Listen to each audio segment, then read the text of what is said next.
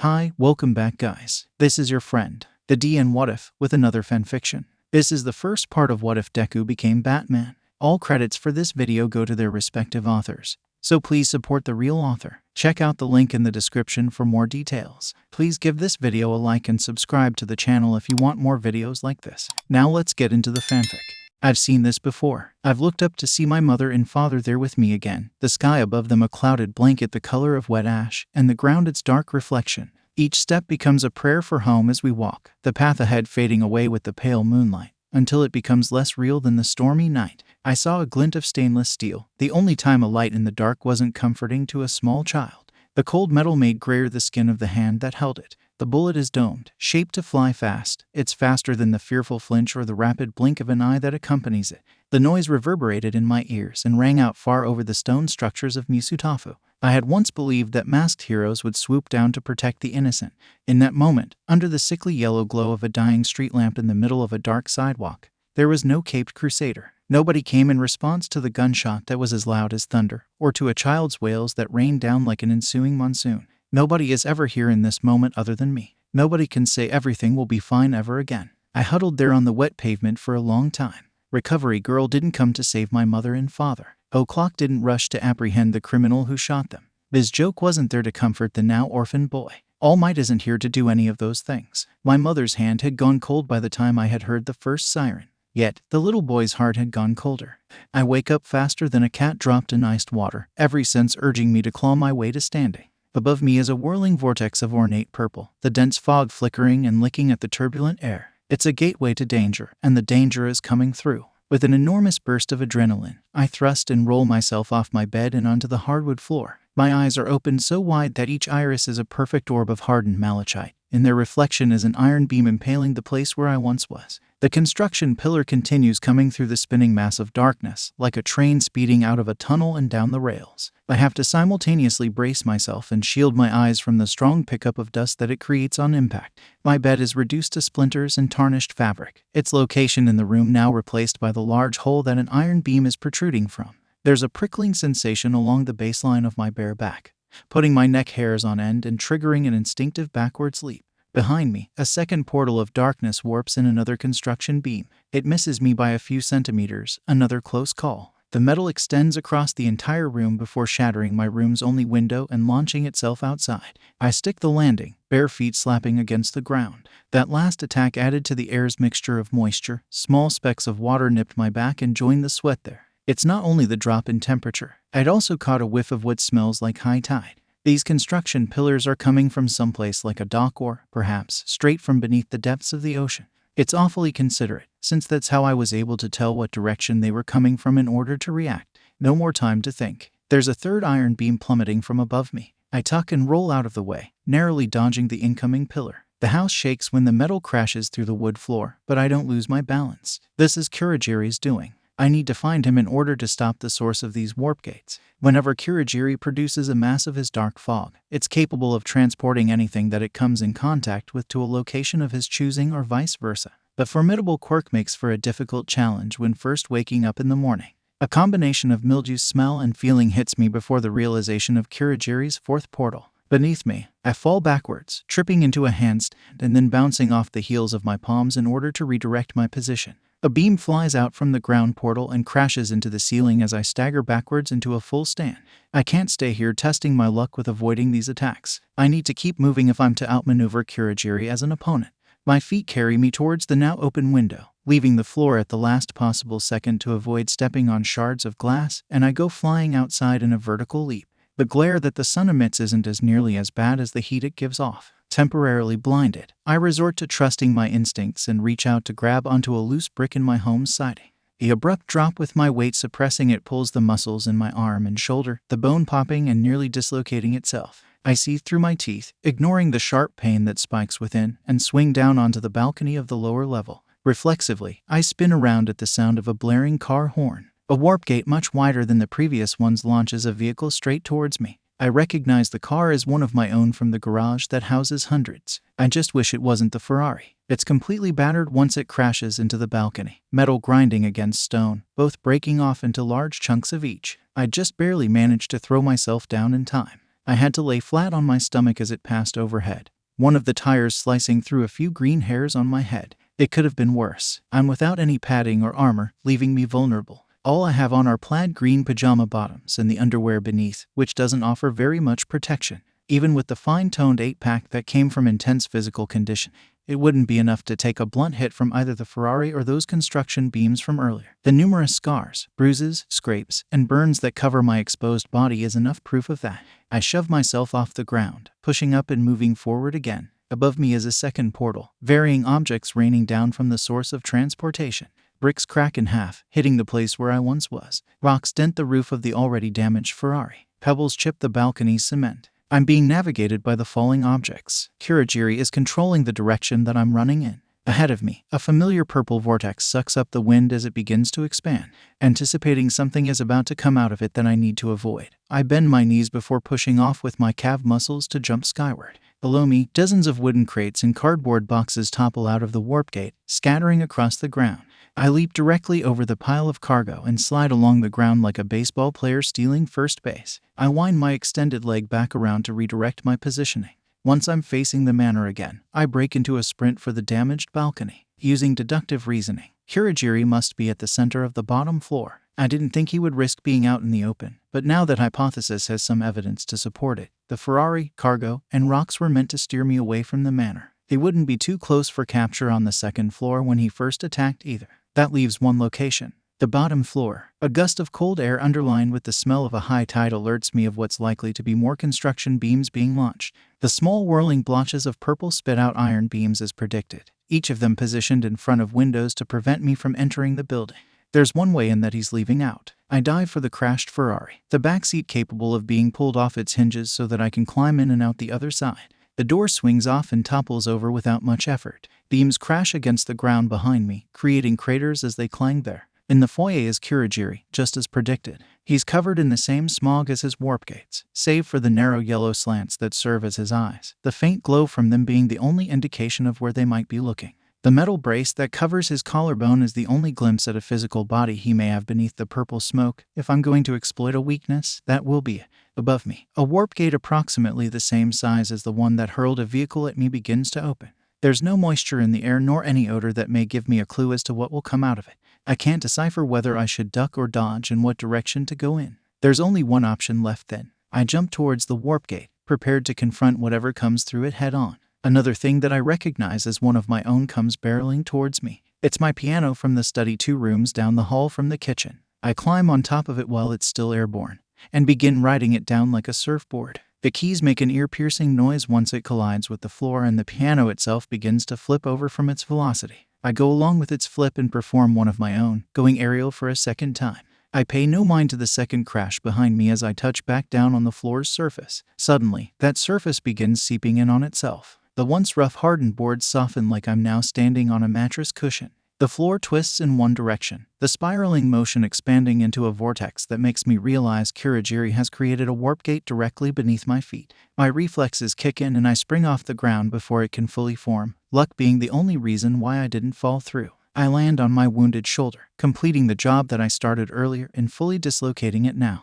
All I can do is grunt and roll my body so that the pressure of my own weight doesn't make it any worse. There's no time to put the bone back in place. I use my other arm to get back up by pushing off the ground with my elbow. Then, I make a mad dash for Kurogiri with that same arm extended in the hopes that it can reach him. My open palm never reaches the man made of mist. Expanding in front of me is a warp gate big enough to match my height. There's no slowing my momentum down. There's no brakes that I can put on to stop myself from entering the looming mass of purple. It's no rabbit hole. It's a void. There's no air pushing against my face, which means I'm not falling. I'm merely suspended in place. The darkness pulls in, swallowing me whole, and there's nothing I can do to stop it as I hover in what feels like a severe storm cloud.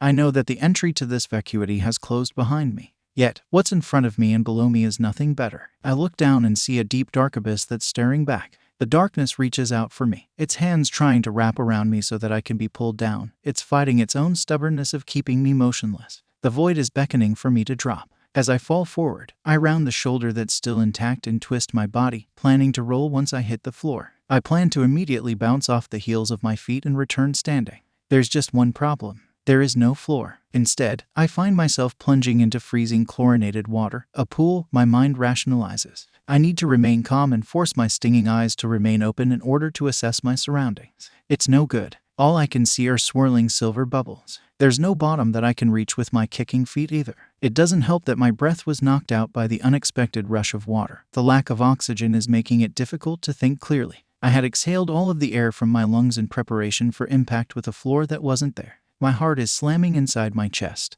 All of this exertion burning up my limited oxygen supply. I need to breathe, and soon. I have no choice but to risk breaking the surface. There's no sense of direction. There's no telling up from down. I just pray that I'm headed towards one of the closer sides of the pool and not the far shallow end. My dislocated shoulder works against me, dragging me back, but it doesn't stop me from propelling through the water either. Eventually, my luck holds out and my hand hits an edge. I greedily inhale the air back into my aching lungs once the water splashes away from my nose and mouth. My eyes still burn from the chlorine and my ears feel clogged, limiting the senses that would be alerting me of Kurogiri's next attack. I shouldn't call it quits, but there's no use trying to argue when the only thing leaving my throat right now is a mix between choking and gagging on water. All I can do to show my fighting spirit still remains is drag my own dripping body out of the pool. Kurogiri stands over my hunched position, waiting for me. For a moment, I expect him to attack me again. I hate to admit my relief when I see that the mist surrounding his body beneath the neck brace is starting to dissipate. Beneath the smog, he's wearing an elegant suit, opting for a waistcoat instead of a jacket. He holds out a white towel for me to take and dry off with. Thanks. I accept the offering and drape it over the mess of hair that's clinging to my forehead. I'll use it to dry off after I fix my shoulder. First, I grab the wrist of my injured arm. Next, I guide the ball of my arm's bone back to the shoulder socket by holding it straight. My rotator cuff is torn. All that's left to do is finally fix it. I grit my teeth and pop it back into position. He performed quite adequately this time. Wouldn't you agree, Master Midoriya? Kurogiri patiently waits for me to scrub at the damp curls on my head. I make him wait before answering, I've done better. Because it's true and I'm not satisfied with the training session like he is. Not only did I fail to subdue him, but he had made it easy on me by holding back. And I told you to call me Izuku. I added as more than an afterthought. It bothers me that Kurogiri acts like a mindless drone sometimes, as though he only exists to serve whoever he deems his master. My father's will had made Kurogiri my caretaker in the event that something were to ever happen to him. Kurogiri now serves as a butler of sorts, obeying my orders and providing me with assistance. I don't want to treat him like that's all he is though. He'll never replace my father, but he did help raise me after my parents died. On occasion, I might, and his snarky behavior is mildly assuring that he may feel a similar way. I want to keep it that way, so I snark back. It's going to be difficult falling back asleep since you dumped me into the pool. It doesn't help that my pajamas are still damp. The water is cold, you know. Perhaps I shall drop you into a volcano the next time. I can't help but smirk at his quip and wind up having to hide it by scrubbing at my face with the towel I was given. Would you prefer that I deposit you on the sun? There would surely be no returning from that. Yeah, you've made your point. I toss the towel back to Kurogiri once I'm finished using it to dry off and make my way across the pool patio to go back inside the manor. Could you warp me a tray of this day's poisons? I know that I don't need to wait for an answer or look behind myself for affirmation. In the spare bedroom, please. We'll have to hire some contractors to repair mine. Of course, I shall tidy up some of the mess and begin preparing a meal adequate for maintaining your physique to serve once you wake up again. Kurogiri's voice grows faint as I enter the manor and leave him outside. It's fine. I don't need to hear his assurances. I know he does his job and he does it well. Proof being completely evident, I find a tray with 4 syringes placed by the nightstand in the spare bedroom as requested. Each one contains a variety of poisons, venoms, and toxins just below a lethal dosage. It's a way for my body to create antibodies and build an immunity towards them. I've been injecting myself with these for years now that I could probably empathize with diabetes patients. The needle is always sharp, but the puncture is a brief prick that reminds me of a thorn that gets stuck in your flesh. A skinny piece of metal makes its presence known, deep within the muscle of my upper arm. My blood boils when it mixes with a new insistent liquid present. Then, I'm less concerned with the needle stuck in my arm and more concentrated on the effects of what was inside it. It can take less than a minute or longer than a few hours for the symptoms to make themselves known.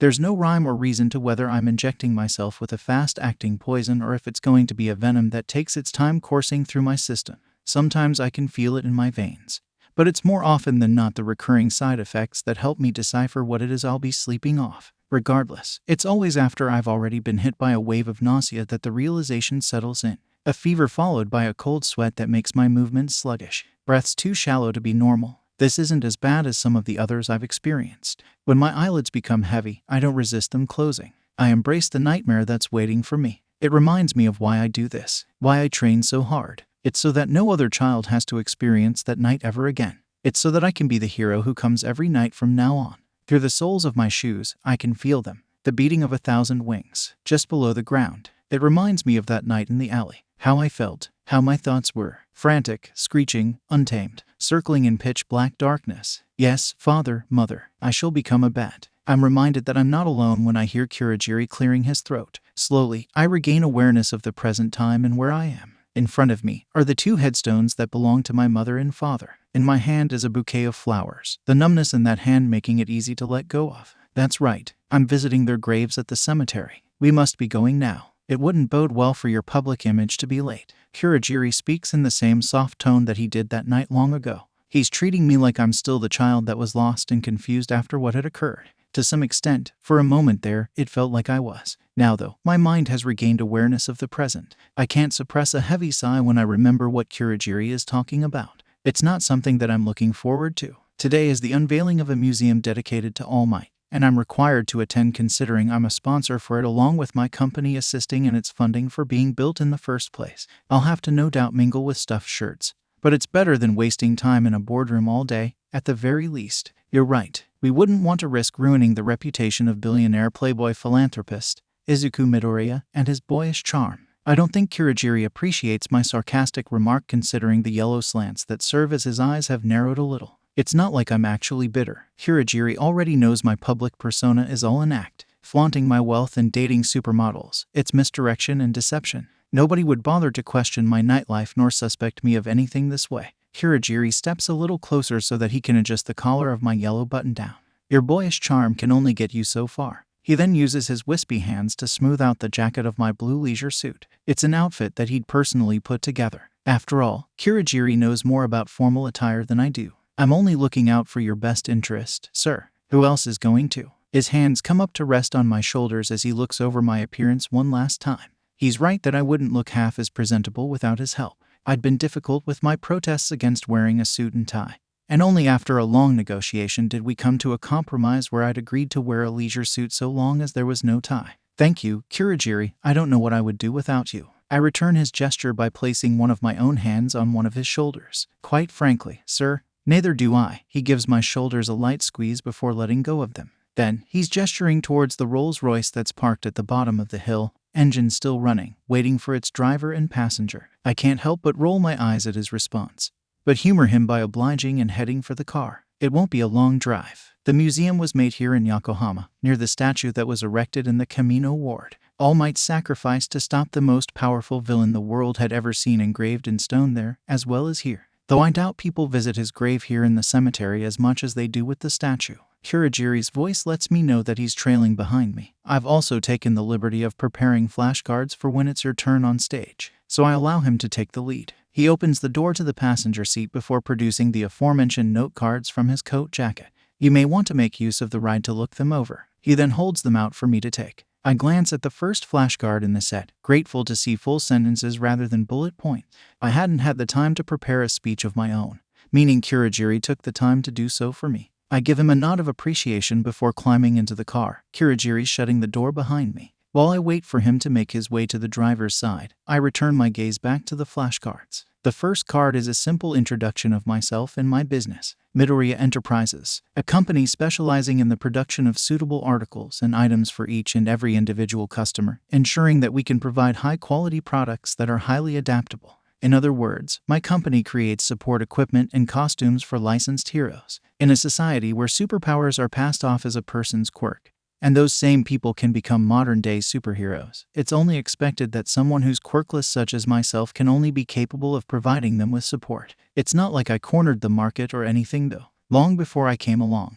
there were companies like Datnerat or people like David Shield that supplied pro heroes with their suits and equipment. As a matter of fact, that's what the second card is about. David Shield had been All Might's original support engineer, leaving his daughter behind to take over the family business. Looks like it's my job to introduce her as the next speaker, according to the note card. Kurogiri finally climbs into the driver's seat, and I have half a mind to thank him for making my speech a short one, but I ultimately decide to let it go unsaid. Instead, I let my curiosity get the better of me and read the third card that he included. It's a closing statement. I hum in understanding as I take it in. So it'll also be my job to wrap everything up. It's not a lot that needs memorizing, but I can understand why Kurogiri would want me to read each card a few times. It's a short study at best, at least until I feel confident enough that I can give the speech without glancing at the cards or stumbling over my words. Before I know it, minutes have passed and we're nearing our destination that I can give it a rest. I'm not entirely surprised by what I see out the window when I look up. People in cosplay crowding the streets like it's a parade. Reporters holding interviews with a few of them who are willing to wait in lines. Amongst them are others that wave signs back and forth high above their heads. The love and support for All Might hasn't diminished in the slightest, even after his death and all of the years that passed in between. To be fair, All Might is the only hero to have held the position of #1 in hero rankings for as long as he did. Not to mention everything All Might embodied. All Might had been thought of as more than a man. He was considered a symbol. The symbol of peace. Behind the crowd, hidden between the crevice of a brick building, I noticed the homeless man.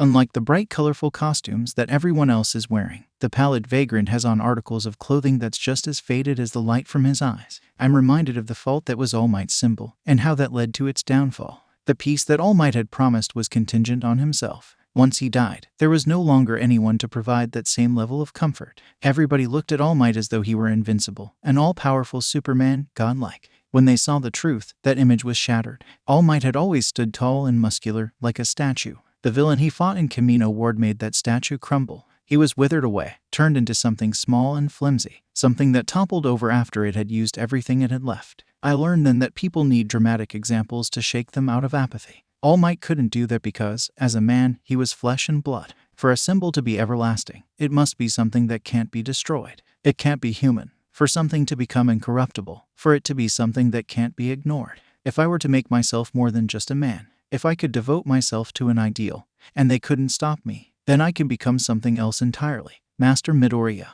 I'm pulled out of my rumination by Kurogiri's voice. The vehicle is slowing to a stop, paparazzi blocking its path from every side. We've arrived. The camera flashes and shouting muffled by the glass apparently not having been enough for me to make that assessment.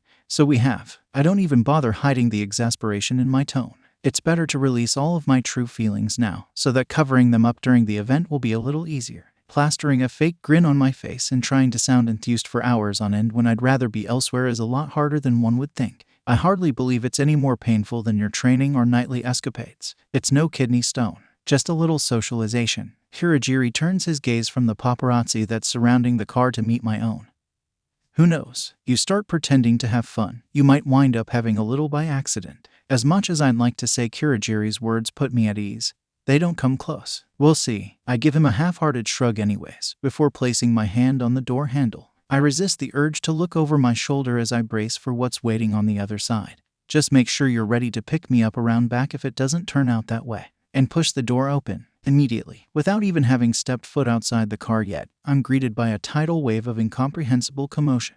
The paparazzi rushes to meet me, barely giving me room to breathe. They shout over one another, calling my name in attempts to gain my attention, but it's as deafening as crashing water. I hold up my hands in a placating gesture, but it's as useless as flailing your arms around while drowning. There's no use trying to respond to them, since they wouldn't be able to hear me over themselves anyways. The best I can do is feign a toothy smile and wave them away. It's like trying to swim against the tide as I push through them, but it'd be suffocating either way if I didn't. I'm sure Moses had an easier time parting the Red Sea anyways. Eventually, I managed to make it through the crowd, though they may as well be guarding the entrance to the event, since the mill's barriers meant to keep them at bay are what's waiting for me at the end. Police officers keep the paparazzi back while I show them my ID in order to be let through. Then, it's a little easier to walk and breathe. At least, I don't have a microphone or a camera shoved in my face from every angle. Instead, a man in a dark blue blazer with an unmatching brown tie and pale pink shirt moves briskly to be the next person who invades my personal space. At this distance, the square-shaped glasses and noticeable facial wrinkles tells me he is my elder.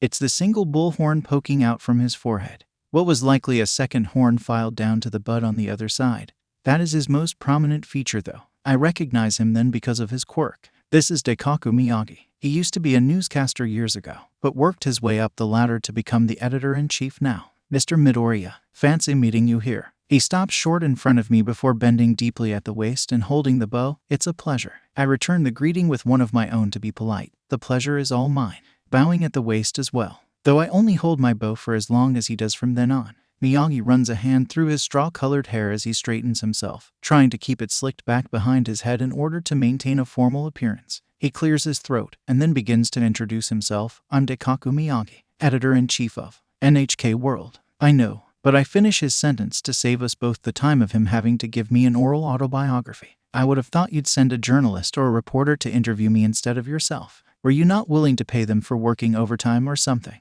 And pretend to laugh at my own joke to show him it's a remark made in good nature, though the main goal is to make him cut to the chase and avoid beating around the bush. He laughs along while shaking his head in denial. It's nothing like that. I just wanted to see this all for myself. Then turning to seem as though he's taking it all in. The ex-newscaster sounds sincere enough that I refrain from questioning him. You know, I used to report on All Might himself back in the day. He adds it mostly as an afterthought. I just hum an acknowledgement, not really knowing what would be appropriate to respond with. Rather than allow us to fall into an uncomfortable silence, I use the moment as a chance to start moving forward, hoping that it'll give me an opportunity to slip away sooner. Miyagi must notice, since he follows my lead and begins walking with me. From my peripheral vision, I catch Miyagi still staring at me. Rough night, he asks. I turn my head with my gaze to him, prompting him to continue now that he knows for certain that I'm listening.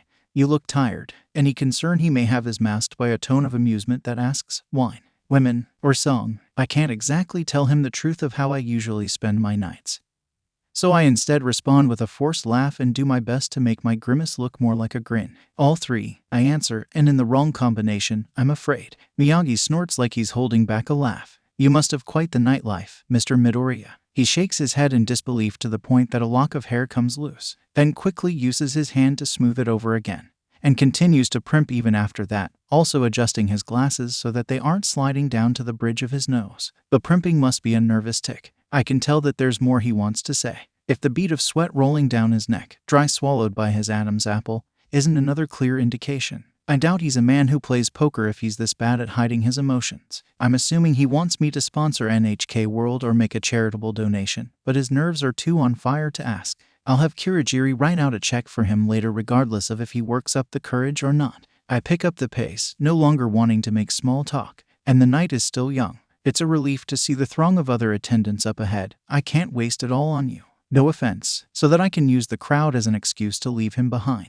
Most of the people mingling around begin to flock towards me anyways, making it a little easier. Instantaneously, it becomes a maelstrom of whoever can avert my attention the longest. I'm greeted by businessmen handing me their cards and models trying to whisper in my ear. Frankly, I'd feel less claustrophobic being surrounded by actual criminals than the likes of these people. Fake smiles and curt bows or waves aren't always enough to ward them off. Evidence to the fact is Miyagi still orbiting me as well. Suddenly, a more assertive and distinguishably feminine voice breaks through the rest. Sorry everyone. It draws my attention since it's the only one addressing anyone other than myself, but I need to steal Mr. Midoriya away for a while. The owner of the voice grabs onto the crook of my left arm with soft hands, planning to use it as a means to drag me away from the crowd. Before deciding whether or not I should allow this to happen, I turn my gaze to see who's so bold. Looking through the lens of their oval-framed glasses, I make eye contact. The aqua-blue gaze doesn't break away from my own. It holds and dares me to glance elsewhere first. I do, and realize that she's an American-speaking fluent Japanese. Wavy blonde hair reaches down her back and hangs over her shoulders. This must be Melissa Shield, the director of I-Island.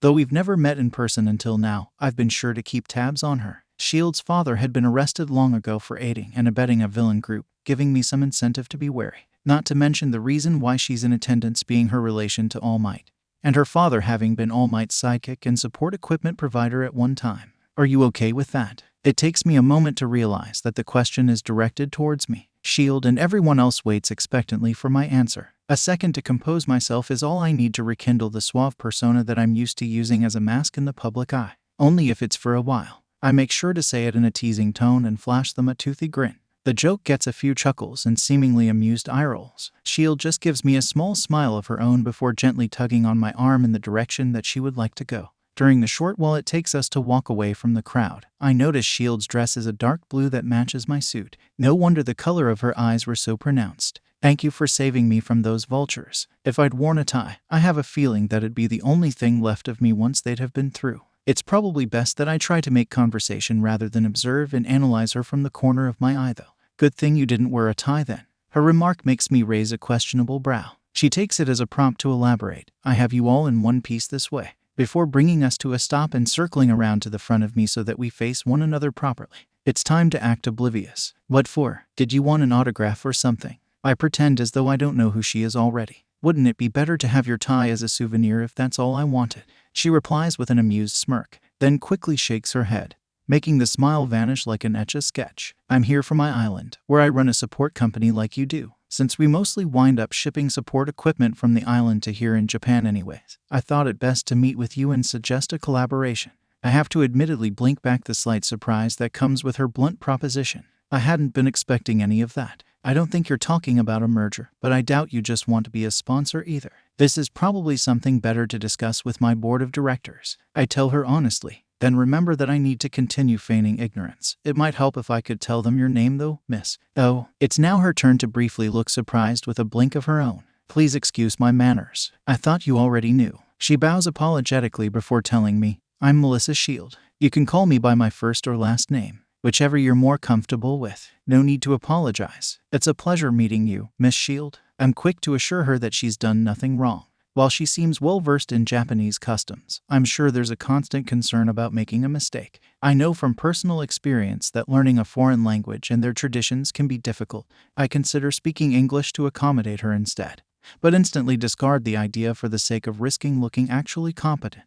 After a relieved expression washes over her face, she slowly begins to relax. You may not know this either, but I wanted to be in attendance for the museum's opening as well. I was rather close with Uncle All Might, so I really appreciate what you're doing here. And I can see the genuinity glimmering in her eyes, if not only the sound of thanks in her voice. Again, it's all my pleasure. I used to be a big fan of his when I was a lot younger. I decide it's okay to open up a little and tell the truth. I wanted nothing more than to be just like him, to save people with a smile. The light laugh I let escape my lips at the memory of how I used to watch the same video of him saving people must be as mirthless as my smile. What stopped you? I'm drawn from my rumination by Shield's curiosity. She must notice, because she suddenly becomes flustered and begins backpedaling. If you don't mind me asking, I was just wondering why you didn't, but you don't have to tell me if you don't want to. It's just, I figured All Might went to UA here in Japan, so you could have too, and I have to cut her off before she forgets to breathe. That's probably a story better reserved for another time.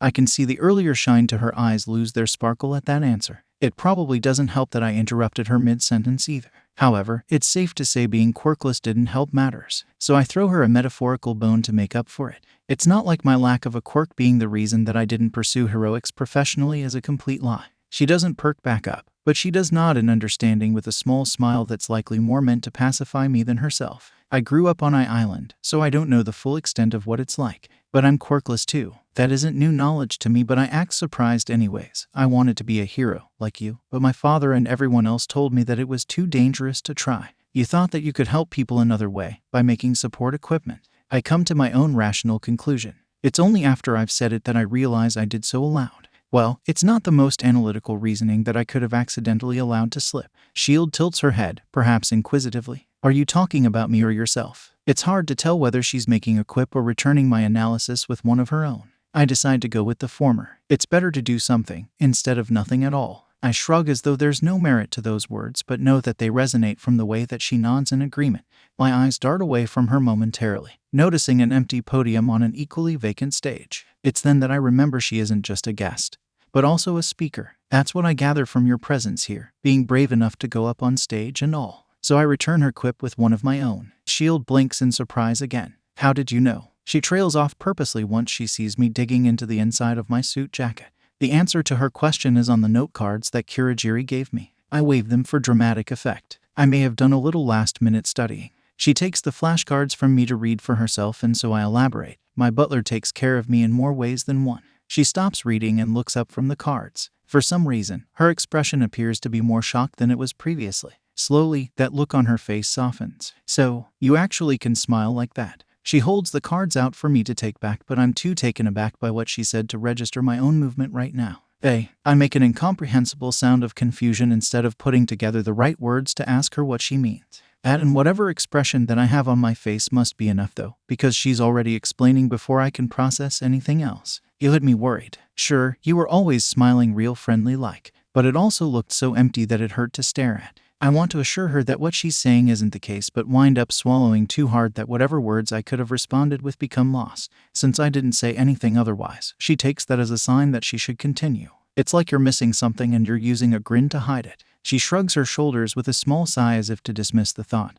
That's how it looked to me, anyway. I let my guard down. I hadn't realized S.H.I.E.L.D. was so perceptive. Looks like I'll have to do damage control. Shaking out the prior confusion and straightening my posture with an equally dismissive laugh, I finally force myself to take back the note cards that she's been holding out the entire time. It's hard to have a genuine smile when mingling with these stuffed shirts. It's a lame excuse, but it's the best that I can come up with on the fly. It's hard to see whether she's convinced or not, but S.H.I.E.L.D. smiles in kind with another small nod of affirmation. In that case, you must be very fond of your butler to smile like you did when talking about him. So that's what she noticed is different about my smile. That's a good enough basis for me to work with and make justifiable. Well, he did practically raise me. And it's the truth. I've been too sincere this entire conversation, come to think of it.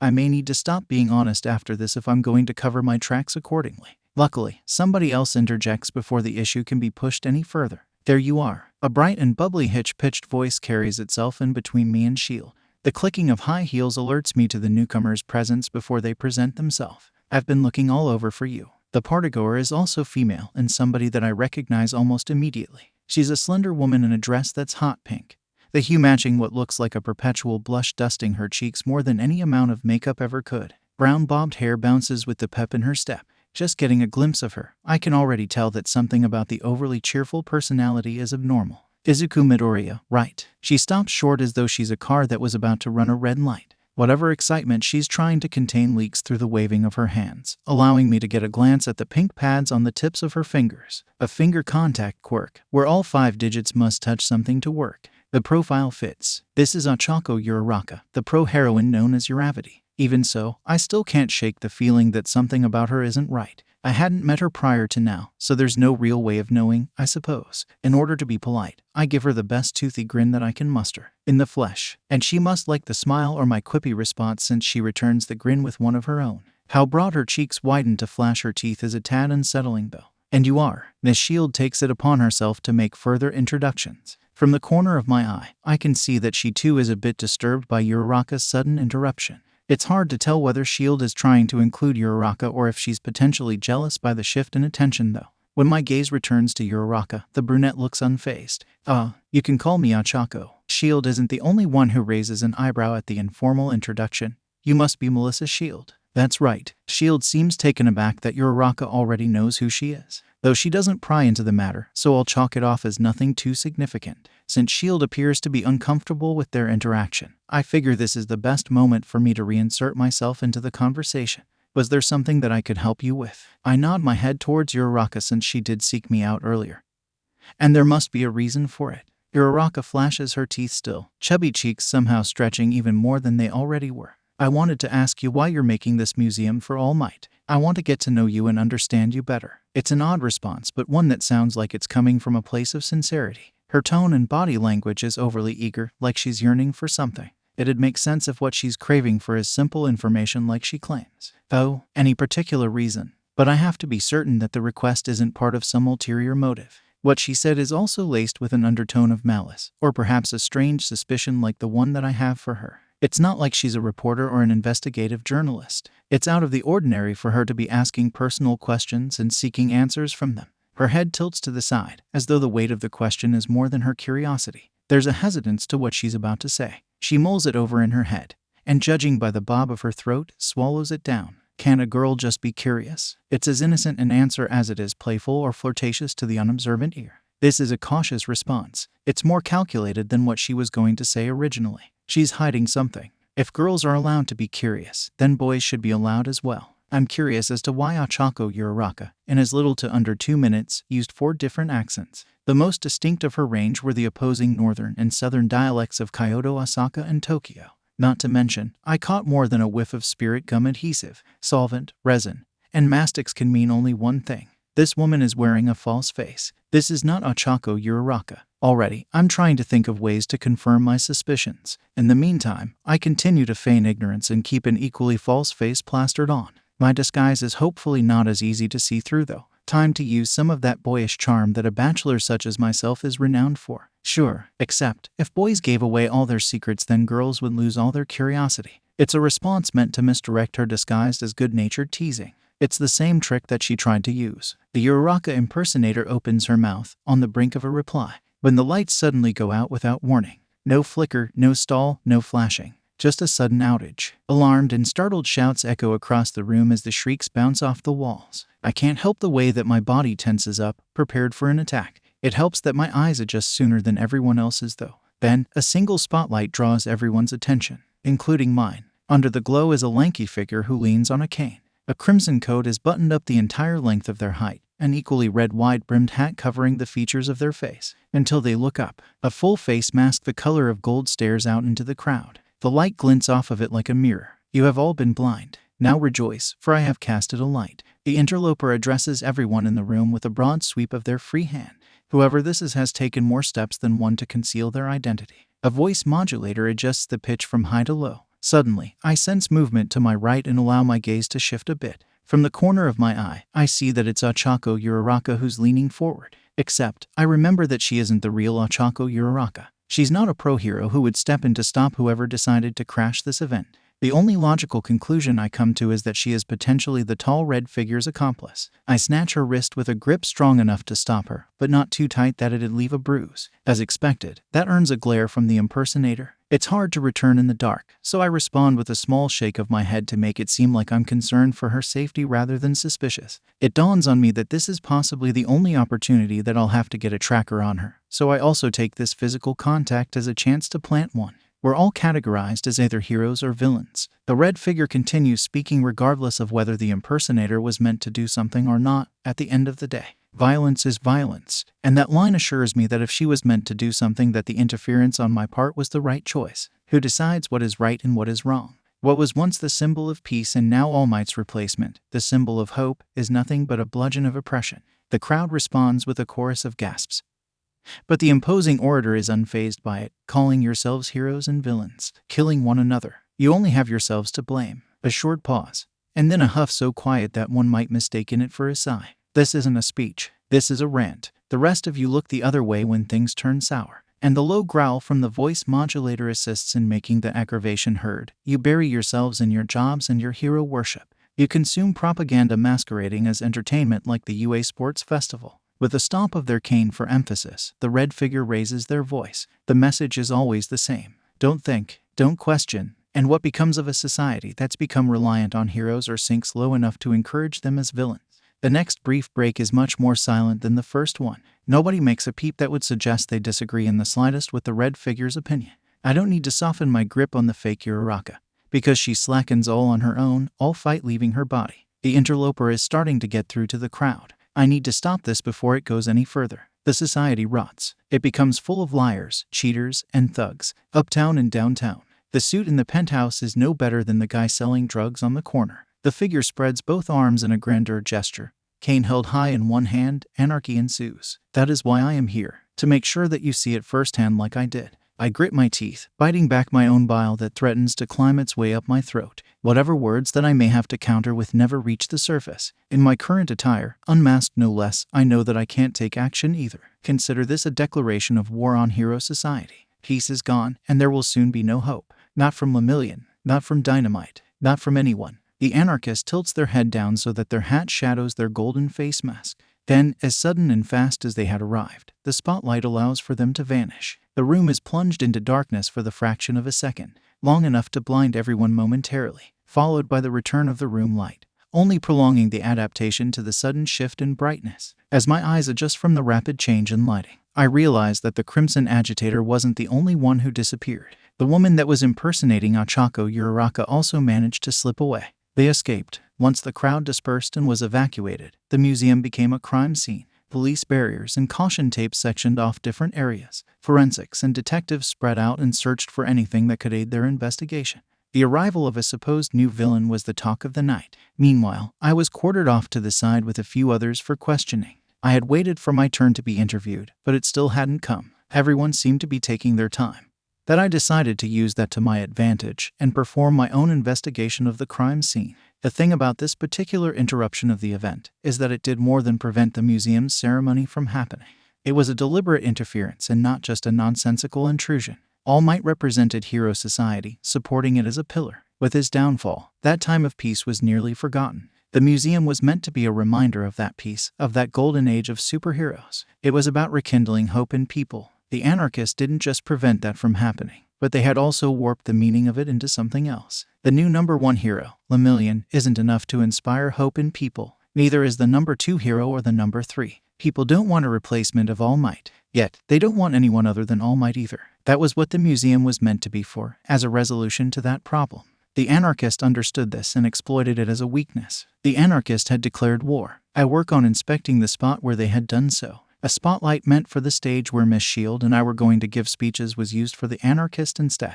I look up and see that the light fixture is directed towards the ground. It was never directed at the stage since the very beginning, which means that this whole order of events was more than just premeditated. The Uraraka impersonator, or perhaps the anarchist themselves, must have had access to the equipment beforehand. Not to mention, when I squint my eyes to get a better look, I notice something else attached to the ceiling. It looks like a camera. No, it's shaped like one, but it would have been taken if it were meant for recording something. I need to take it down and get a closer examination of it. Except, I don't want to contaminate the object with my own fingerprints if there's any chance the culprit could have left theirs. It's not like I have gloves to prevent that, but even if I did, those could smudge another person's fingerprints. Gloves are only good for not leaving behind your own. I'll have to use my suit jacket and hope that's enough. With a little effort, I managed to cradle the device in the fabric. Upon closer inspection, I realized that it's a projector and not a video camera. On the side of it, there's a timecode embedded. It was meant to go off on a timer in Project Something. For all I know, maybe it did. There's only one way to find out. So I click the button that makes it play, and a red figure reappears out of thin air, nearly making me drop the projector. Except, I noticed that the anarchist is clearly transparent and not actually physically present. Suddenly, it all makes sense and the metaphorical puzzle pieces click together. This is why the speech carried on regardless of the Uraraka impersonator performing their part or the audience's reaction. Even the glint on the gold-plated mask can be explained. I paused the recording at that very moment, seeing that it's the reflection of whatever camera lens filmed the anarchist's message. The projector is a valuable piece of evidence. Before I get to use it any further though, I feel a hand placing itself on my shoulder. It's non-threatening. I can tell from how light it is, so I instantly remember that there are other investigators here. There are police who could use this evidence instead. They likely need it more than I do. You're not allowed over here. I allow myself to be turned around so that I can put the voice to a face. It belongs to a man in a tan overcoat, who's wearing an equally colored bucket hat. He must be working overtime lately, since he hasn't bothered to shave the stubble climbing down his graying mustache and under his chin. I apologize for wandering off. It's just, well, I own this museum and figured I should have a look around for myself. The first excuse that comes to mind is the easiest to give. It's not an entirely convincing argument, but it's one that can be easily dismissed as it is disputable. I see. Even so, I can't have you moving freely about the crime scene. His voice is passive, but still skeptical as his rectangular eyes venture down past his eye bags into the device in my hands. What do you have there? He gestures with a small nod towards it. I remember what I've already told myself. The police likely require this piece of evidence more than I do. I have other means of tracking down and capturing the anarchist, such as the tracking device that I planted on their supposed accomplice. I can afford to hand the projector over. Well, that's a good question. You see, this actually isn't part of the museum. I noticed it out of place and presumed it might have something to do with the villain who broke in. I make sure to hand the projector over while giving my cover story in the hopes that it might distract the man from thinking about it too much. There's a pensive raise of the brow from the man, along with what must be a habitable upturn of his mustache that goes along with it. While I appreciate your assistance, I also advise against touching supposed evidence. You could contaminate the crime scene that way. He regains his composure once he's done passing judgment, but again anyways, thank you. I'll have some of my people take a look at it. His people? That means he isn't just an officer or a forensic scientist. Judging by his age, he likely has years of experience under his belt, but he doesn't appear to be the lead detective either. Could he be somebody higher up? Captain? Commissioner? I'll have to find out. The pleasure is all mine. Mister, I make a show of tilting my head in a curious manner so that he doesn't miss the implied request for a name. Tsukachi. He gives a tip of his hat before gesturing for me to follow him back the way that I came. I'd like to discuss your involvement a little further in detail back at the station if you don't mind. Of course, after you make your statement here. There's no real hurry. Tsukachi. That name rings a bell. Whenever I did a background check of the law enforcement in Japan to know which of them were corrupt and which weren't, I came across a detective named Naomasa Tsukachi. Of course, that was years ago, before the detective received several promotions, all the way to commissioner. He remained clean as far as I can tell, which goes with his nickname, True Man, a genuinely honest person. That may have to do with his quirk, a form of lie detection, which means I got lucky by holding back on telling any lies just now. But unluckily, that means I have to still continue to tell the truth. You may have to come by my office instead, or leave open-ended suggestions instead of answers at the very least, since the truth is, I won't be sticking around to give a statement anymore, let alone swinging by the station for an interrogation. That can be arranged. Tsukachi falls into step beside me so that he can glance over any particular reason why it has to be that way though. Always asking questions. If not for his prior position as a detective, I dare say he's just used to it due to his quirk. I have somewhere else to be right now, and I'm able to say that, because it's not a lie. Kurogiri keeps a warp gate open for me in the alley behind the museum. It's faster than taking the car back. It saves me the time of having to go through the manor. It's a doorway right into the cave beneath my house where I've set up a base of operations. It's a place storing the supercomputer that my tech department built. The same supercomputer that's linked to the tracker planted on the Ochako Uraraka impersonator. Kurogiri's warp gate closes behind me, making the monitor's faint glow the only source of light for the time being.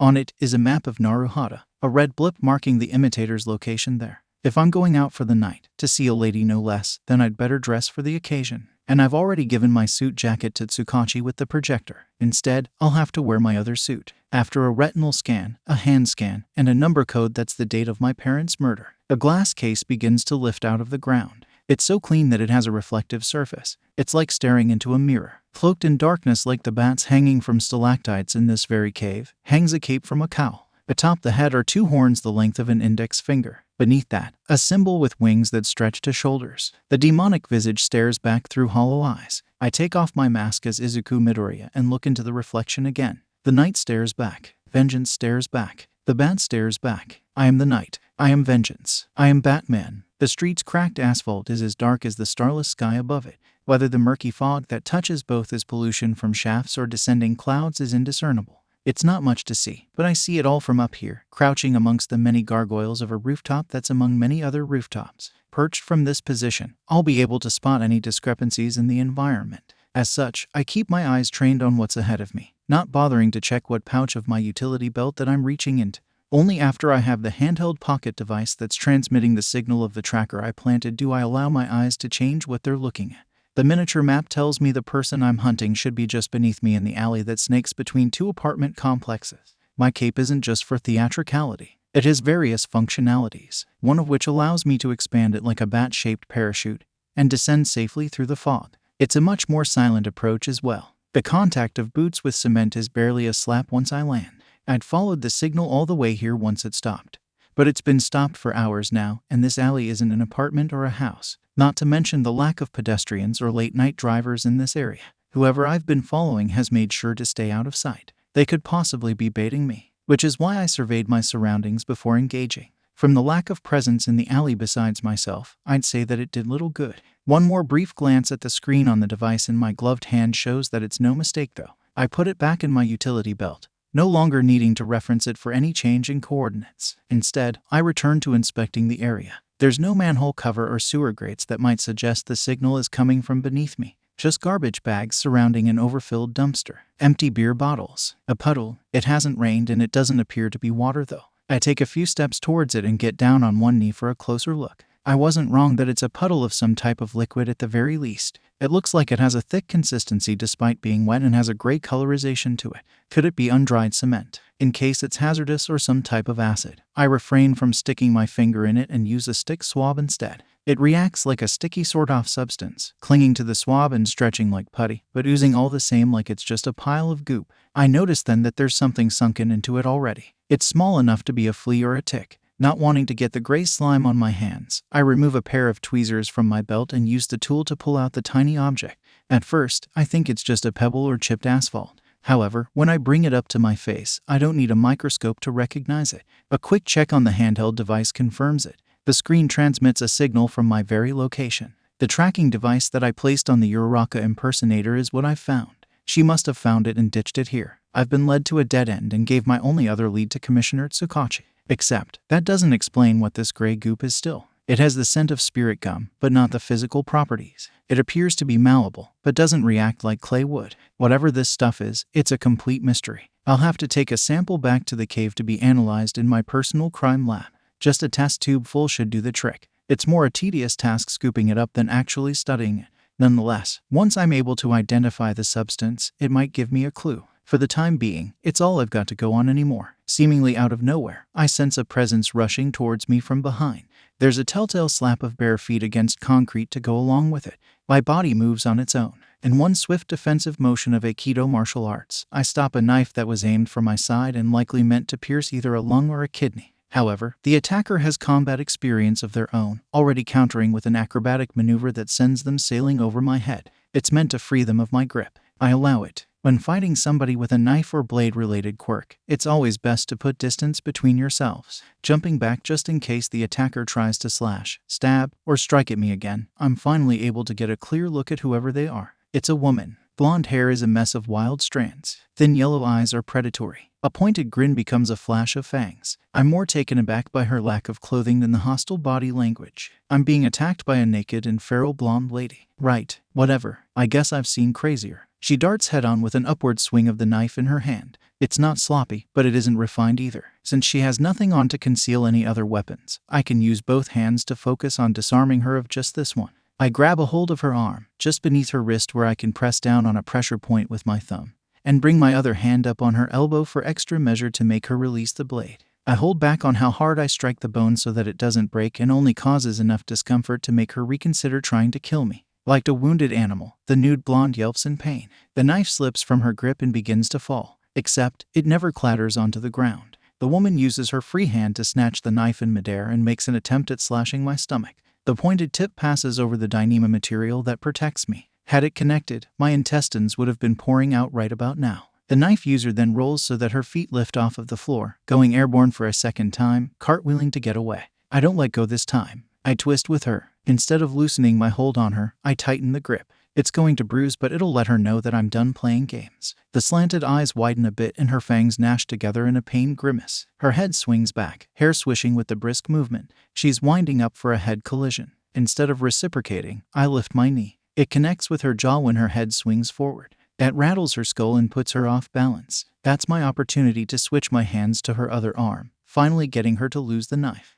That doesn't stop the crazed woman from lashing out with another sharp object. She uses her own nails, like a pair of claws, viciously and wildly swiping at me like a rabid animal. The angered shriek she lets loose is befitting. Panic is making her react this way. I need to put an end to this already. A quick jab, but practically a gentle love tap, to her throat. The war cry is silenced by gagging. While she's struggling to suck in her next breath, I cup each of my hands for a double ear slap, turning her head into a sandwich with my hands as the bread is all it'll take to bring her down. Striking her this way sends a shock wave down her ear canal, which will rupture the tympanum. By shocking the more delicate inner ear mechanisms, it'll result in a severe dizziness. The nude blonde doesn't even stumble or stagger. She instantly falls backwards, landing on the pile of trash that's been accumulated around the dumpster. The fallen wheezes and greedily gasps at whatever air can be breathed in as she lays there. There's no sign of her making any attempt to attack again, let alone bother trying to stand up. It's over. Now that I have a moment to process what's transpired, I start calculating the possibilities and scenarios of it all in my head. Most likely, this woman is the one who impersonated Ochako Uraraka. I don't know how she went undetected until now, but this may have been meant to be an ambush. On the other hand, there's always the chance that this may be a pure coincidence, and this is just a homeless woman that was scavenging for scraps. This could all be a simple misunderstanding. I don't know whether to be intimidating or to make an attempt at being comforting. Just by wearing this outfit, I'm usually threatening. So I leave it at that and find a middle ground, by keeping my distance from her as to not frighten her any more than I already may be. Who are you? I also make my voice monotonous with a low level so she doesn't mistake me as angry. She groans and stirs, still not quite recovered. I allow her a few more seconds to regulate her breathing. Then, finally, she looks ready to talk. That wasn't very nice, Batsy. She haggardly heaves herself upright. So, she's heard of Batman. That's not too surprising, but it isn't expected of everyone I come across either. I'm about as renowned as an underground hero would be in comparison to a daylight hero. The woman suddenly notices her state of undress, drawing her legs up and wrapping her arms around her exposed feminine parts. You pervert. But the accusation has no actual bite nor bashful nature to it. Her unkempt hair hangs over her face, hiding whatever expression she may have, whether it be embarrassment or anger. I detach my cape from my shoulders and toss it towards her. Like a blanket, the cloth drapes over her petite frame. Once her body is no longer exposed, she finally glances up.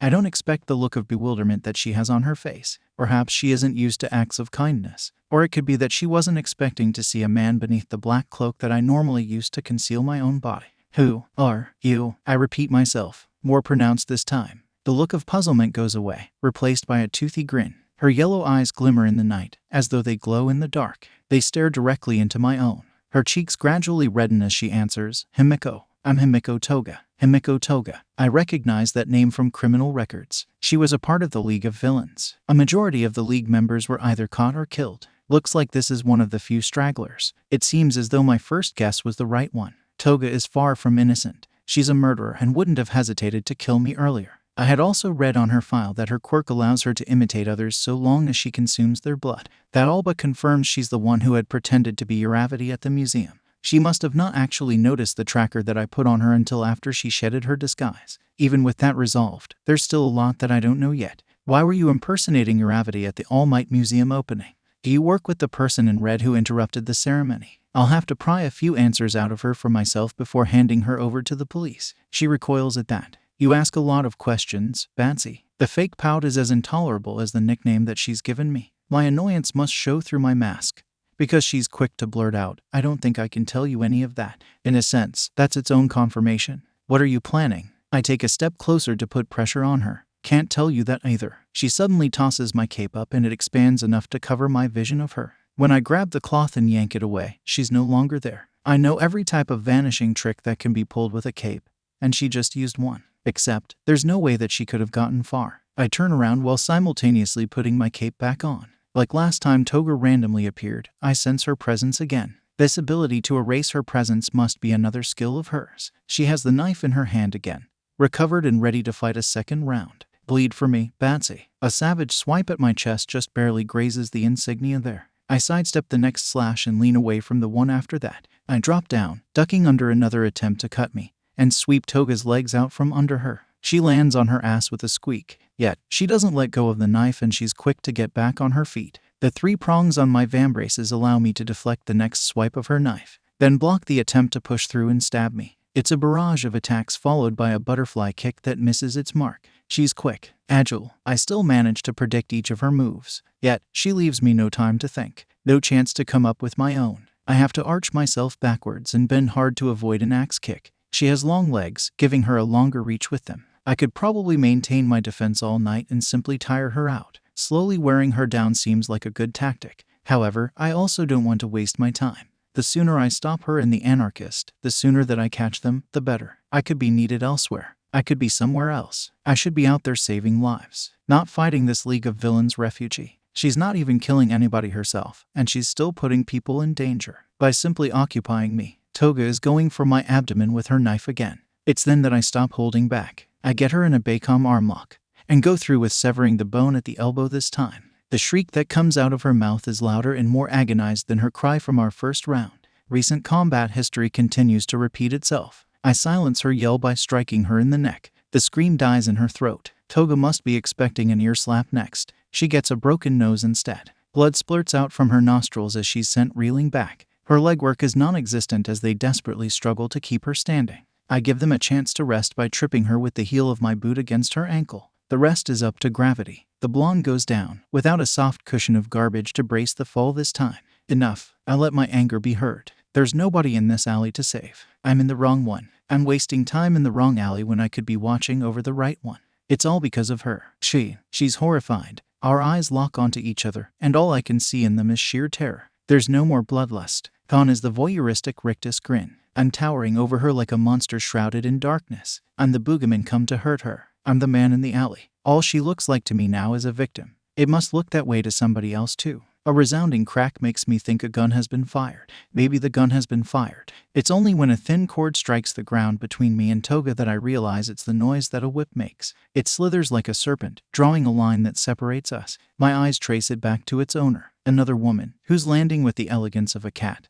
Controls it like it's another appendage of her body. The whip wraps around her waist and hangs on the end like a tail. She's wearing a sleek jumpsuit the same shade of black as my cape. Even her mask has a few similarities, such as the pointed ears on top, except hers are much broader. There's red-tinted goggles covering her eyes and a wide collar beneath her chin that she uses to hide her face. I don't recognize her as a hero. She could be underground and making her debut. This could be a simple misunderstanding from the way that this looks to an outsider. However, she could also be a villain, another accomplice of the anarchist in Toga. Friend of yours. I question Toga but keep my eyes fixed on the newcomer in case she decides to make a move. I can't risk becoming distracted. Toga replies with an extremely hoarse voice, I thought she was with you. If this woman in black isn't working with Toga, then why is she intervening? The only plausible explanation is that she saw me beating on a naked woman and doesn't know the context. She must either be a new hero or a vigilante like myself. I open my mouth to explain the situation to her, but before I can, she's already unraveling the whip from her waist. The whip strikes like a viper, barely giving me the reaction time to avoid being struck.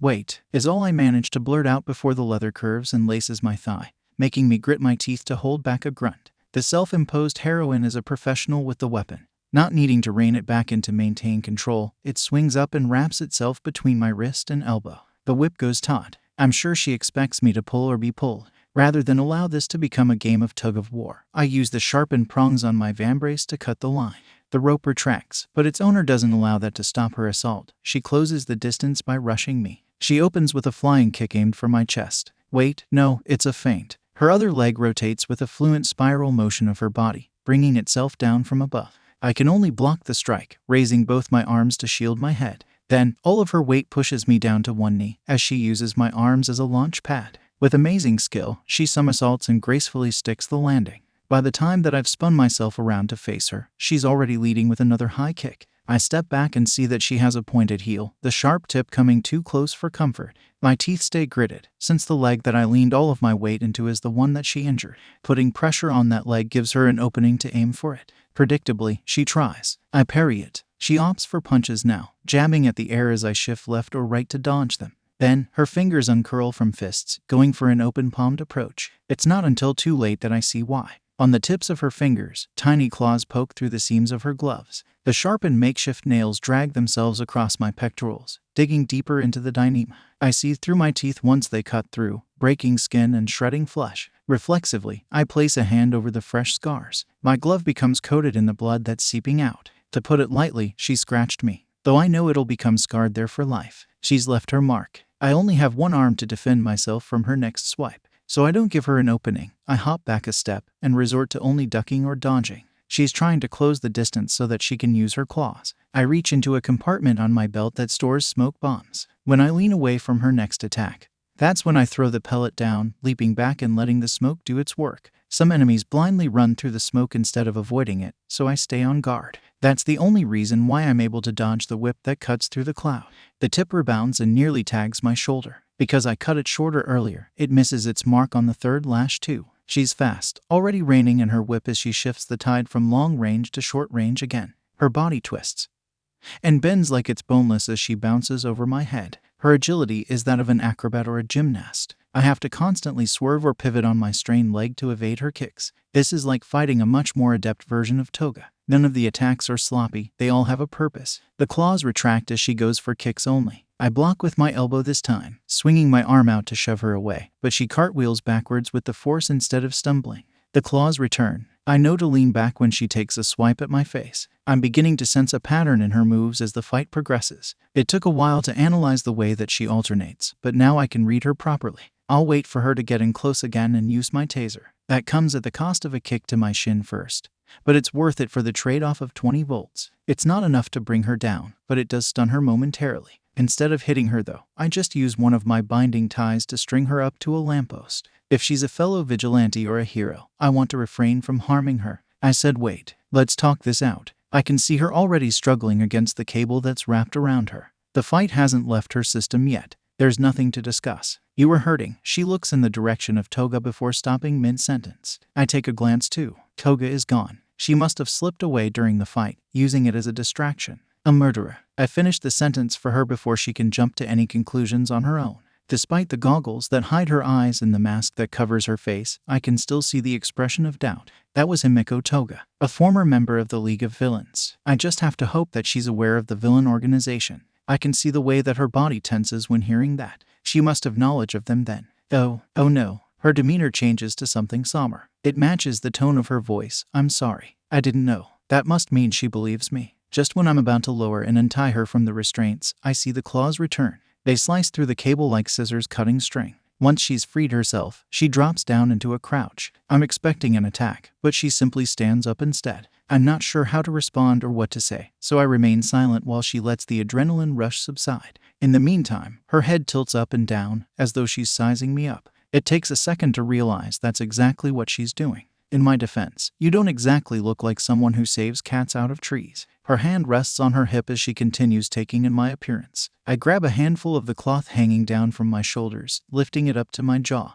This is meant to scare criminals. Then I drop the fabric of my cape once I'm finished putting an emphasis on it. So you're the broody type. Got it. She responds with a dismissive wave of the hand, before taking the other off of her hip and drawing it up to her chin, on second thought. Tall, dark, and handsome. I can work with that. The tip of her index finger taps her lip in feigned contemplation. We're wasting time. Having had enough with her attempt at playful banter, I take a few steps closer into her personal space. Are you underground? I get straight to the point. A pro or vigilante, something like that. But she doesn't elaborate on which of the three is the one that she's answering. Let's not stray off topic though. She backs away to regain the gap that was between us earlier. What about you? Do you keep a license next to your taser? After a brief pause, her head tilts in an exaggerated pouting gesture that hurt by the way. I skip the apology and avoid the formalities. If she wants an answer as to who I am, then I'll give it to her. Depending on her reaction, I may be able to determine her own eligibility. I simply tell her I'm Batman. A shock must go through her system, showing on her face through the mask and goggles that she wears. Really, it's a ragged breath of disbelief that she draws, followed by a shake of the head. I thought you were just an urban legend. With the way things have been, I thought somebody made you up to try and scare away all the villains like All Might used to. I think that she's finally sobered up and willing to cooperate now that she knows who I am. Until she points at me incredulously and asks, wait,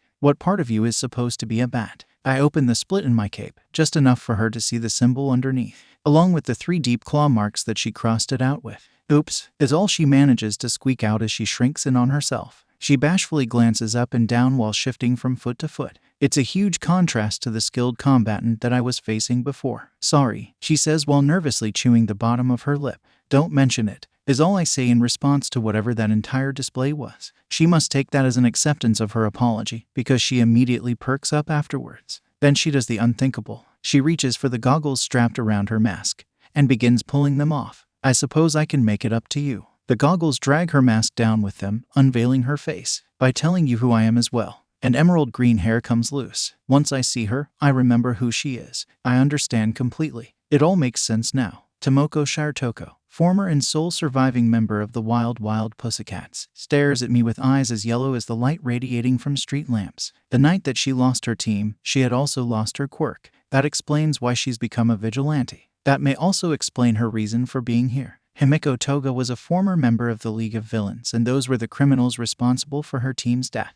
Their leader the one for the loss of her quirk. Of course, I should have known it was you for keeping the cat theme. I address that decision first. If she wants to keep her nightly activities a secret, then it'll be helpful to know why she took the risk of having people make that connection. It's also a way to let her know that I do, in fact, recognize her as a former pro hero. She hugs herself, avoiding making eye contact with me. She's either about to lie, or she's sensitive about the topic. Call me sentimental if you'd like, but I couldn't just leave them behind. The Pussycats are always going to be a part of me. Sensitive it is then. Still, aren't you doing this for them in the first place? I need to find out if she's hiding the reason why she's going after Himiko Toga. The difference between justice and revenge can mean all the difference for someone who's operating as a vigilante. I don't need to hear her breath hitch to see the hesitation. It's written in her body language. There's something she isn't comfortable sharing. I think she's about to lie, but then she raises her head, finally meeting my gaze. Like I said, they're a part of me. The cat is more or less my way of representing them. I carry them with me like they're still here. The look in her eyes is a familiar one.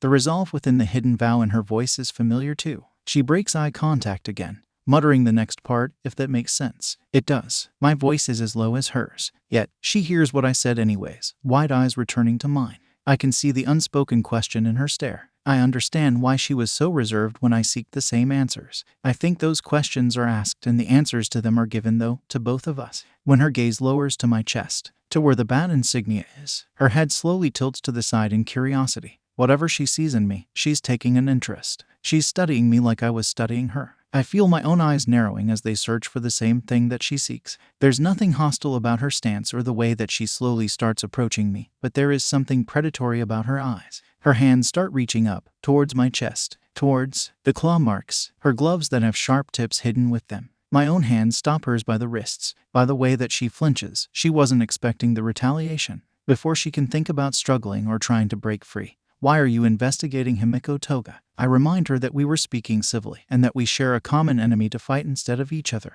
Her shocked expression turns into a pout akin to childlike disappointment. Why are you? And she gives me an equally childish retort in response. I tighten my grip on her a little and force her to meet my glare. The frown deepens, but she gives in. Not without a scoff first. I'll tell you when you let go of me. Along with a demand. Just in case she did intend to attack by getting close to me. I take a step back when releasing my hold. For extra measure, I also conceal myself with my cape, since the fabric should protect against most volatile substances or weapons. I don't let her off the hook with my glare though. It's a waiting stare, reminding her to hold up her end of the bargain. Toga was part of the group that killed my team, my friends, my family. There's a bitter bite to her words that I don't think is just animosity for Toga. This is a reminder of her own that I'm treading on a delicate subject. But that's not all. The League of Villains stole more than my quirk from me that day. Kota Izumi, Shino's nephew, was taken by one of their cruelest members. Her hands form into shaking fists as she refrains from shouting. Horrible killers took a little boy with them, never to be found. I can see her entire form quaking now. Her rage is getting the best of her. It may be insensitive to interrupt, but I know I have to intervene before the anger consumes her. You're still looking for him, aren't you? And I know that it works by the way that my question startles her. I successfully pulled her from her darker thoughts by reminding her she still believes that the boy is alive somehow. Yes, I can tell by the way the light glistens in the unshed tears of her eyes. She wants to save the people that she lost, and this is the only way that she knows how. There is no crying so long as she believes she can do it. So long as there's a glimmer of hope still. Give me a moment. I press down on the comlink slave to my cowl so that I can speak with Kurogiri, even though she'll obviously still hear me. I shift myself to the side so that I'm facing away from her. Not completely with my back to her, that would be perceptible to attack, but so that she knows I'm not going to be talking to her. Are you there? I'll be addressing Kurogiri instead. I've been here the entire time. Not to worry, I've already taken the liberty of researching Miss Toga and the other LOV affiliates a long time ago. Kurogiri is quick to assure me of his assistance in what was going to be requested of him. Even if we hadn't stumbled upon Shirotoko, we would have had to research the enemy anyways. I can hear the rhythmic tapping of a keyboard in the background as he shares the intel. Fortunately for us, and unfortunately for Miss Shirotoko, a majority of the League has either disbanded or been captured. All for one remains in Tartarus along with Tamura Shigaraki and more. This is all information that I already know. Give me something that will help. I chance a quick glance to see if Shirotoko is having a better time maintaining her patience than I am. She rests one hand on her hip while feigning interest in the claws of her other as though they're nails. When her head starts to turn towards me, I revert my gaze to avoid getting caught staring. Not without a long-winded sigh first, Kurogiri provides me with what I want. There happens to be one other former member of the League aside from Toga who managed to get out uncaptured. Shuichi Agachi used to go by the alias Spinner, now acts as a bodyguard for drug shipments at the docks. He quickly debriefs me of what he's found. How come I never made this connection myself or heard of him before? I have to wonder how Agachi managed to stay under the radar for this long. I also ponder the potential reasons why Toga hadn't sought him out herself while I'm at it. Perhaps you've heard of him by his new alias, Killer Croc. I believe he's changed quite a lot since his days as a member of the League. Do be careful, sir. And that explains it. Killer Croc was the result of nomification and trigger testing. He was no longer a man with a reptilian quirk. He'd been turned into an apex predator far more lethal than originally. I disconnect the line when I take my finger off the comlink and face towards Shirotoko again. Her hand still rests against her hip, but she's giving me her full attention now, a smirk on her face. Was that the wife? Girlfriend? It's an attempt at playfully teasing me, but I know what I'm about to tell her will quickly change that mood. I have a lead, and I was right since that's all it took for her posture to turn serious. Toga wasn't your only shot at finding Kota Izumi. I've tracked down another former member of the League. He used to go by Spinner, but now he's called Killer Croc. He may have answers. Shirotoko is already pulling the goggles of her mask back over her face. That's quite the lead, and I can hear the eager tone in her voice. Looks like I owe you one. But I step in front of her before she can run off to go after Killer Croc alone. I'm coming with you. I see her open her mouth to protest but talk over her before she gets the chance. He has ties to Toga and I'm investigating her. Remember, I don't think that she would appreciate me tacking on that the other reason I'd like to tag along is because I'm concerned about her holding her own against Agachi. But that goes unsaid when she looks me up and down. She can see how tense I am and sense it as protective, I'm sure. Whatever reluctance she has dies on the tip of her tongue and comes out as a sigh instead. Fine, but there's no disappointment in her tone either. She purposefully brushes against me when walking by, leaning into the cloth that hangs down from my shoulders. The bat and the cat taking on the crocodile. I feel her warmth against my side and hear the low purr in her voice. I wonder how this is going to go. It's strange, different, to be navigating the night with somebody else and not alone. Especially somebody who seems to know every crevice just as well as I do, feels unnatural. Yet here we are, a cat that lands on her feet with every leap and bound. Meanwhile, I am a bat, gliding above her just out of reach, as though she could swat me out of the air in the event that I get too close. It's odd not being grounded. I'm used to perching myself on a rooftop or a gargoyle. With her though, there's never a pause. It's a constant chase. What we're chasing isn't each other. What we're chasing is justice. From above, I see the vast stretch of ocean beyond the city first. The concrete comes to an end,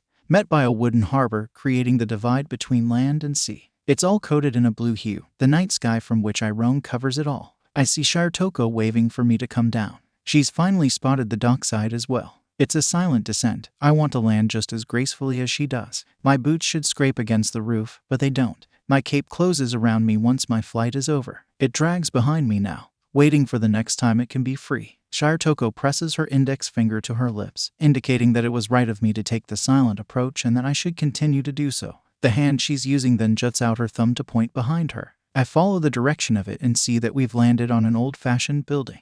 This is one with a trapdoor roof hatch for maintenance. Newer buildings, burglar-proof, don't have those. I give her a nod of approval before peering over the ledge of the building we're on. There's nobody guarding the front entrance nor patrolling. The soft click of the hatch opening makes me pull away and rejoin Shoko. It's the hatch that I'm peering over the ledge of now. The first 3 stories of the building are taken up by one big room, storage for outdated construction equipment and cargo containers, most likely holding not-so-outdated drugs or weapons. I follow Shoko through the hatch and we're already blending into the shadows. It's easy with how many are being cast by stacked crates. There's lots of corners to hide in and tall places to keep out of sight. We're able to stealthily move through the place undetected.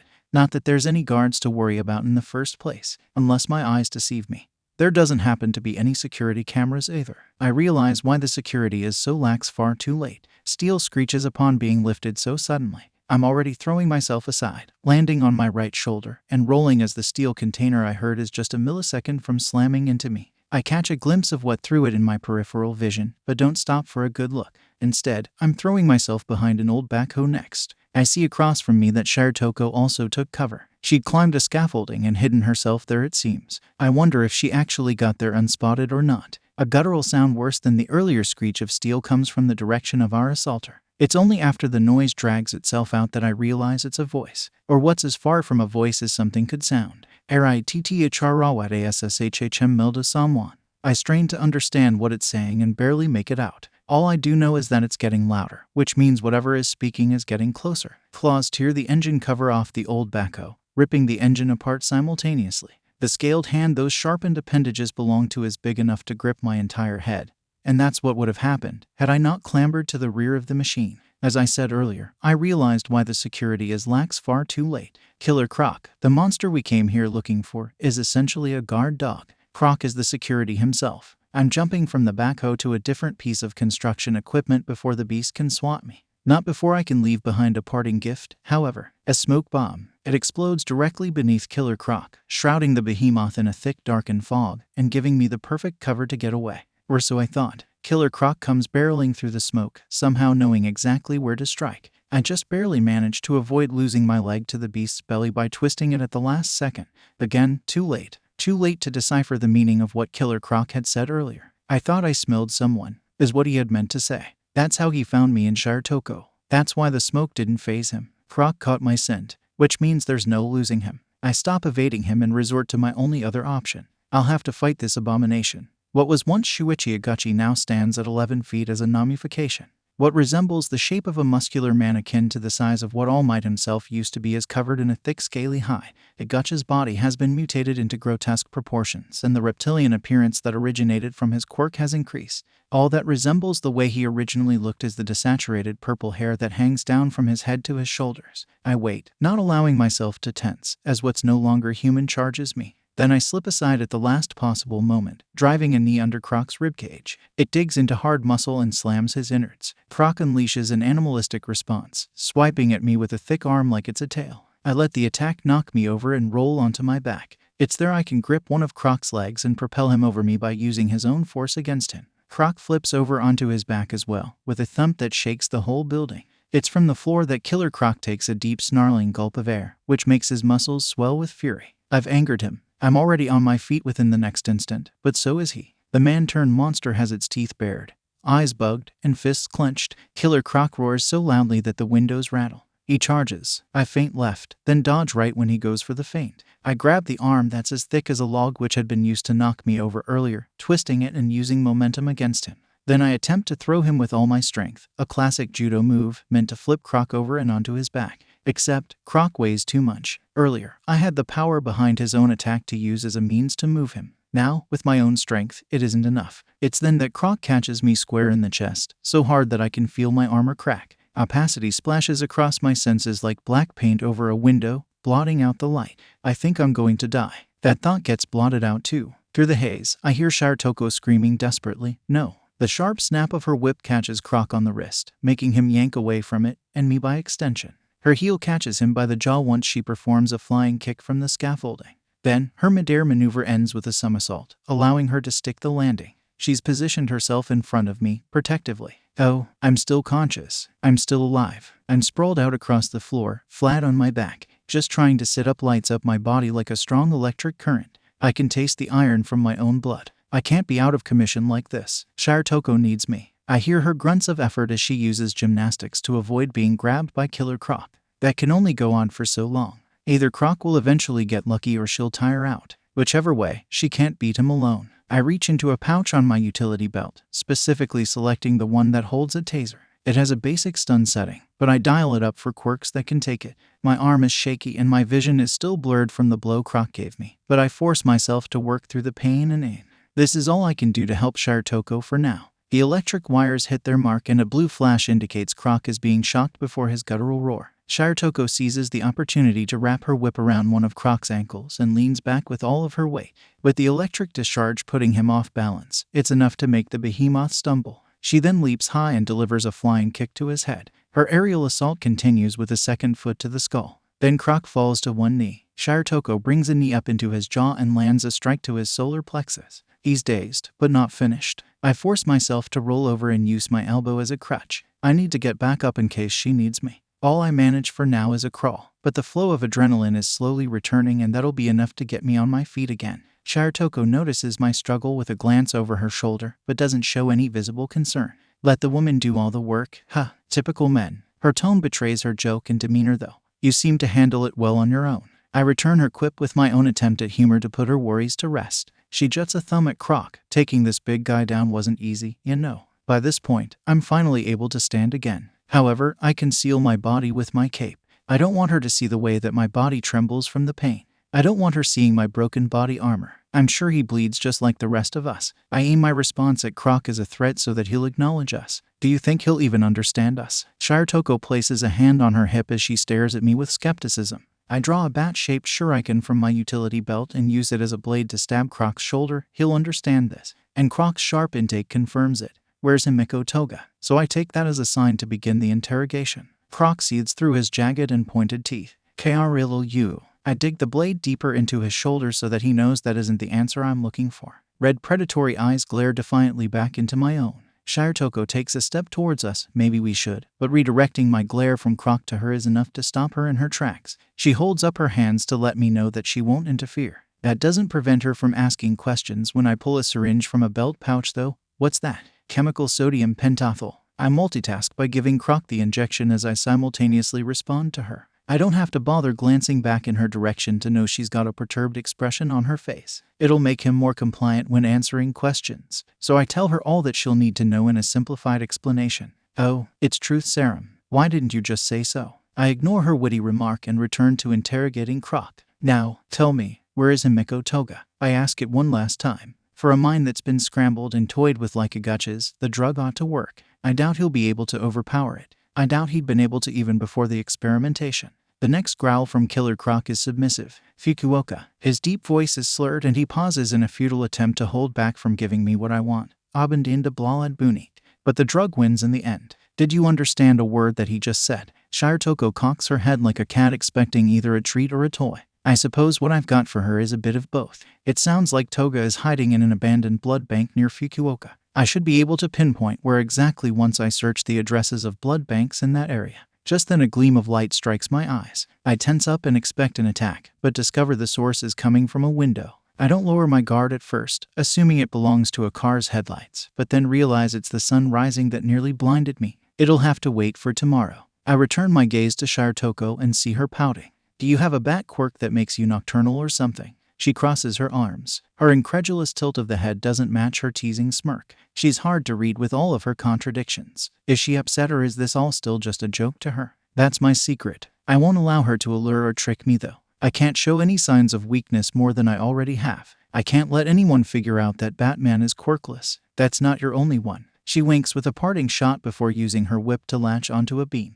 Then, like a grappling line, the whip helps her ascend towards the ceiling. I wait a short while after that to make sure she's actually gone before activating the comlink in my cowl. Kurogiri, could you give me an exit? I'm mid-question when he opens a warp gate for me. I'll prepare your usual breakfast. Comes the first half of his response through my earpiece. The second half I hear in person once I step through the portal and into my base of operations: toast, coffee, painkillers, and bandages. I've felt this pain. I've seen this before. The warmth of a clouded blanket muddled by the color of wet ash above me. And at the center of it is a falling bat. The creature that has lost its flight lands between my mother and father. It crashes into a puddle with a dark reflection. The gleam of a gun barrel mistaken for the pale moonlight. The only time a light in the dark isn't comforting. The bat screeches. It cries in agony as its ears flutter instead of its wings. The explosion of sound from the gun accompanies a deafening boom of thunder. Then red descends upon the earth. The rain drowns the bat in its puddle of blood. It tries to swim. It tries to scream. It can no longer fly. It waits to be saved by some hero. It's small enough to be plucked from its hell and nursed back to health so that it can fly again.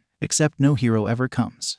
When I wake up, part of me wonders if I'm still in that nightmare. My body aches like the fallen bats. The sound of rain pattering against the window makes me flinch more than the cold nipping at me despite being covered by a heavy set of blankets. A ceiling as blue as midnight is the unreachable night sky. Am I alive or am I dead? Am I home or am I in that dark alley again? I lay here waiting for an answer. I lay here waiting for a hero that will never come. Who am I waiting for? Kurogiri. I notice the purple wisp of smoke that strikes the cool air, the fog of this night, that eventually forms a full warp gate. It's a blink and you'll miss it moment. I recognize it as a sign of his arrival. I don't have the heart to tell him he's too late. That too had gone cold long ago. I try asking him how long I've been asleep instead.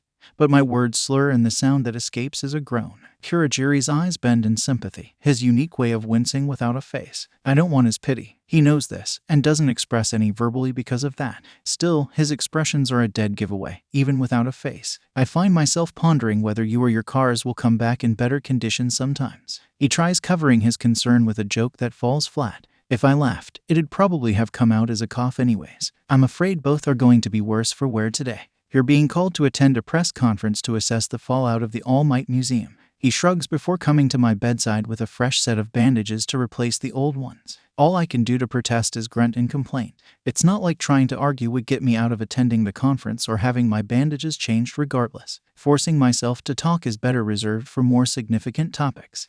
How long have I been asleep? So I manage to ask the question that I actually want answered. Not long enough. Kurogiri huffs before giving me an actual answer. 6 hours. I expected to be unconscious for longer than 6 hours. I've slept for entire days sometimes. I was certain that I'd be recovering at least until next nightfall after such a blow from Shuichi Iguchi. He really had been turned into a killer croc. Then again, I've survived hits just as strong before and endured even worse for far longer. I don't bother asking Kurogiri what sort of treatment he gave me. I know I'm in the best of care and that I'll be on my feet again despite the current tremors of pain that my body is giving off. Considering what I promised Shirotoko, I got lucky. I'd worry about my luck running out one of these nights at this rate. but that's what Kurogiri is for. He tuts as he dabs my chest with a bacitracin-soaked cotton ball. It stings, and I wince or flinch a few times, but that's no different from the times I've been cut or shot. Once he's finished cleaning my wounds, he starts to apply the new gauze. If you're incapable of walking or speaking, then we may need to reconsider the press conference. He tugs the wrap around my chest so that I grit my teeth instead of retorting as he adds, perhaps you'll have a good night's sleep for once. I'll be fine. I force myself not to groan as I shift to get up and push Kurogiri's tentative hands away. He hesitates before helping me stand, watching my knees buckle and almost give. I don't need to see a mouth through the purple mist that makes up his face to know he's preparing to say something snarky. Luckily, there's nothing concealing my own expression so that I'm able to simply glare instead of having to say anything in order to prevent that. I notice him swap my white dress shirt with a red one though, to hide the blood if it starts coming through my bandages, no doubt. I resist rolling my eyes. As logical of a decision as it is, it's also a silent jab at me for going through with this while still recovering. When it comes to breakfast, he's much less subtle with his jesting. I have to rub my eyes to make sure I'm seeing properly. There's nothing but painkillers on the tray he carries out. He even went through the trouble of covering it with a lid in order to have a grand reveal. Knowing it's going to be a long morning, I close my eyes during the car ride back to the museum. That was a mistake. I fall asleep and give him another opportunity to poke fun at me. The teasing is merciless and never ending until he drops me off. I'm actually relieved once I step foot out of the car and into the frenzy of reporters. I'd rather they bombard me with questions than comment about the way I lean way too much on one side. It's a lot easier to fake a smile through the pain when they don't even know about it. I put my arm around a few of them in order to rely on their body as a way to hold me up, and all they think is that I'm being friendly or that I'm posing for the cameras. At least I won't have to worry about the man in red or some other criminal crashing this press conference. From the looks of it, they upped security to a ridiculous level. Lemillion himself is busy being interviewed and surrounded by paparazzi as well. Red Riot and Dynamite. Kakin is here. I'd almost forgotten about Kakin. The brash blonde had been my childhood friend before. I hadn't seen him since I left for America. Not even when I came back. All these years have passed and we never once had a reunion. I wonder if he's changed. I wonder if he even remembers me. I wonder if he'll notice whether or not I've changed. I don't want to take any chances. If anyone is capable of seeing through my public persona or comparing my past self with my present self, it'd be him. I'm fairly certain that he didn't notice me yet like I spotted him. All I have to do is slip back into the crowd and there's no chances of us running into one another. Mr. Midoriya. The sharp jolt of pain that comes from a hand touching my shoulder stops my instincts from reflexively reacting defensively when I'm snuck up on from behind. I turn around to see who's seeking my attention. The woman behind me retracting her hand like she just startled a dog. I internally curse myself for being so easily distracted that she could surprise me. I just hope she didn't realize that all it took to cause me harm was a soft tap on the shoulder. To make matters worse, I recognize her now. She's a pro hero too. I just didn't realize sooner since she isn't wearing her uniform. The scarlet maxi dress does happen to be the same color as her hero costume though. The other giveaway to her identity is the iconic spiked ponytail that's come to influence women's hairstyles all over Japan. That's me. I make an attempt to hide the lingering pain in my shoulder by flashing a toothy smile. Correct me if I'm mistaken, but you wouldn't happen to be the heroine Creati, would you? She returns my smile with one of her own, minus the teeth. Momo Yaoyorozu when I'm off duty. She sounds relieved. My mind runs through all the possibilities as to why. She could be relieved that I recognize her. Perhaps she thought I wouldn't be friendly. It may be wishful thinking that the real reason is she's fooled by my smile and thinks she mistook my earlier reaction. Does that mean you wouldn't stop me if I did something naughty? She blushes and avoids eye contact, but her smile doesn't falter. It's safe to assume she isn't uncomfortable with my flirting, but she missed my real message. People in her profession can't afford the luxury of taking time off, even if she does happen to come from a wealthy family. She doesn't seem like the type that'll respond to bold, flirtatious comments. So I turn it down a notch. So, to what do I owe the pleasure? Did you just happen to notice our matching colors? I gesture between our red apparel with a forced laugh. I don't need to be in physical pain to ooze suffering in my tone. That had to be one of the cringiest lines I've come up with. Yaoyorozu laughs along regardless. I can't tell if it's a mercy chuckle or if I should lose all respect for her to actually find that joke funny. Regardless, she waves off my joke as the reason for her approach with her hand. Actually, this is more of a business-related request. She hands me a card that isn't her own as she explains. A close friend of mine runs a talk show and she was hoping to have you appear as a guest for an exclusive interview. I skim the card's credentials and get hit by another wave of realization. The talk show host Yaoyorozu is referring to as Kyoka Jiru. She too is a pro hero. They both graduated from UA, so it's no surprise that they'd be close. She really appreciates what you're doing for All Might. We all do, but she'd really like to give you an opportunity to promote your cause. I glance up from reading to see Yaoyorozu rambling more than I used to as a kid. In return, I'd be willing to pitch in by funding it.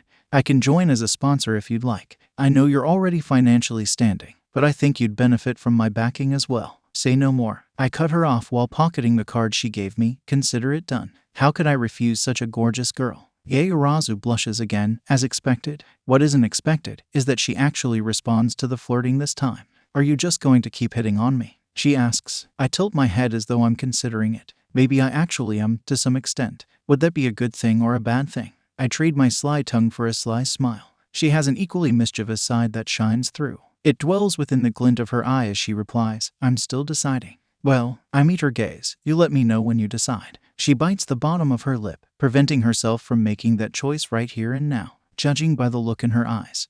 That decision may have already been made regardless. Deku, a different kind of jolt goes through my body when I'm caught off guard a second time. Yaoyorozu is broken from her trance and looks just as surprised as I am by the sudden arrival of Katsuki Bakugo. Kaken and Red Riot stand side by side across from me and her. I let the tension fall with my shoulders before it gets any heavier and resort to using my fake smile again. I hadn't heard that nickname in a long time, Kaken. I notice he jolts the same way I did when he hears the familiarity of what I used to call him. Deku. Red Riot glances between me and Bakugo before landing on Bakugo. The confusion in his expression remains in the top half where he raises his eyebrows, but a playful smirk finds itself on the lower portion of his face. Kaken. The inquisitiveness in his tone has a teasing edge now. Do you two know one another? Yaoyorozu chimes in with her own confused curiosity as she glances between me and Bakugo as well. Kaken recollects his composure with an annoyed frown. TCH. The nerd and I used to live on the same block. He glares at them from the corner of his eye as he adds,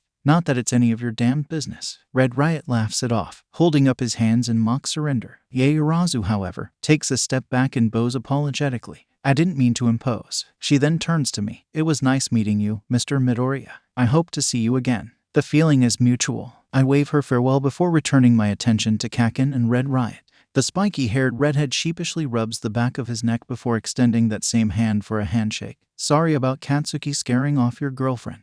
As if the nerd would land her. Kaken interjects. Am I Jiro Kirishima? He ignores Bakugo as he continues his introduction. But you may know me better as Red Riot. I shake Kirishima's hand while returning the favor. A pleasure to meet you. Of course I've followed your exploits. I had no idea that Katsuki used to be friends with somebody else before UA. Kirishima flashes a shark-toothed grin as he teases Kaken. I didn't think anyone other than I would have put up with his explosive personality back then. Kaken's eye twitches in aggravation before he snaps. The fuck did you say, shitty hair? I had tons of friends, but the bark has no real bite to it. Seeing how he's still the same hot-tempered kid is a relief. I wouldn't have wished a transformation on him like my own. Actually, Kirishima, he's right. Kaken was pretty popular on the playground. Seeing him now brings me back to a time I'd long forgotten. A better time. Really, Kirishima laughs like I just told him a joke. Except, he's quick to lose whatever humor he heard. A sheepish smile barely hangs on. Katsuki didn't really share much about his past. For a moment it looks like he's giving me a sympathetic stare, but he then turns it on Kaken.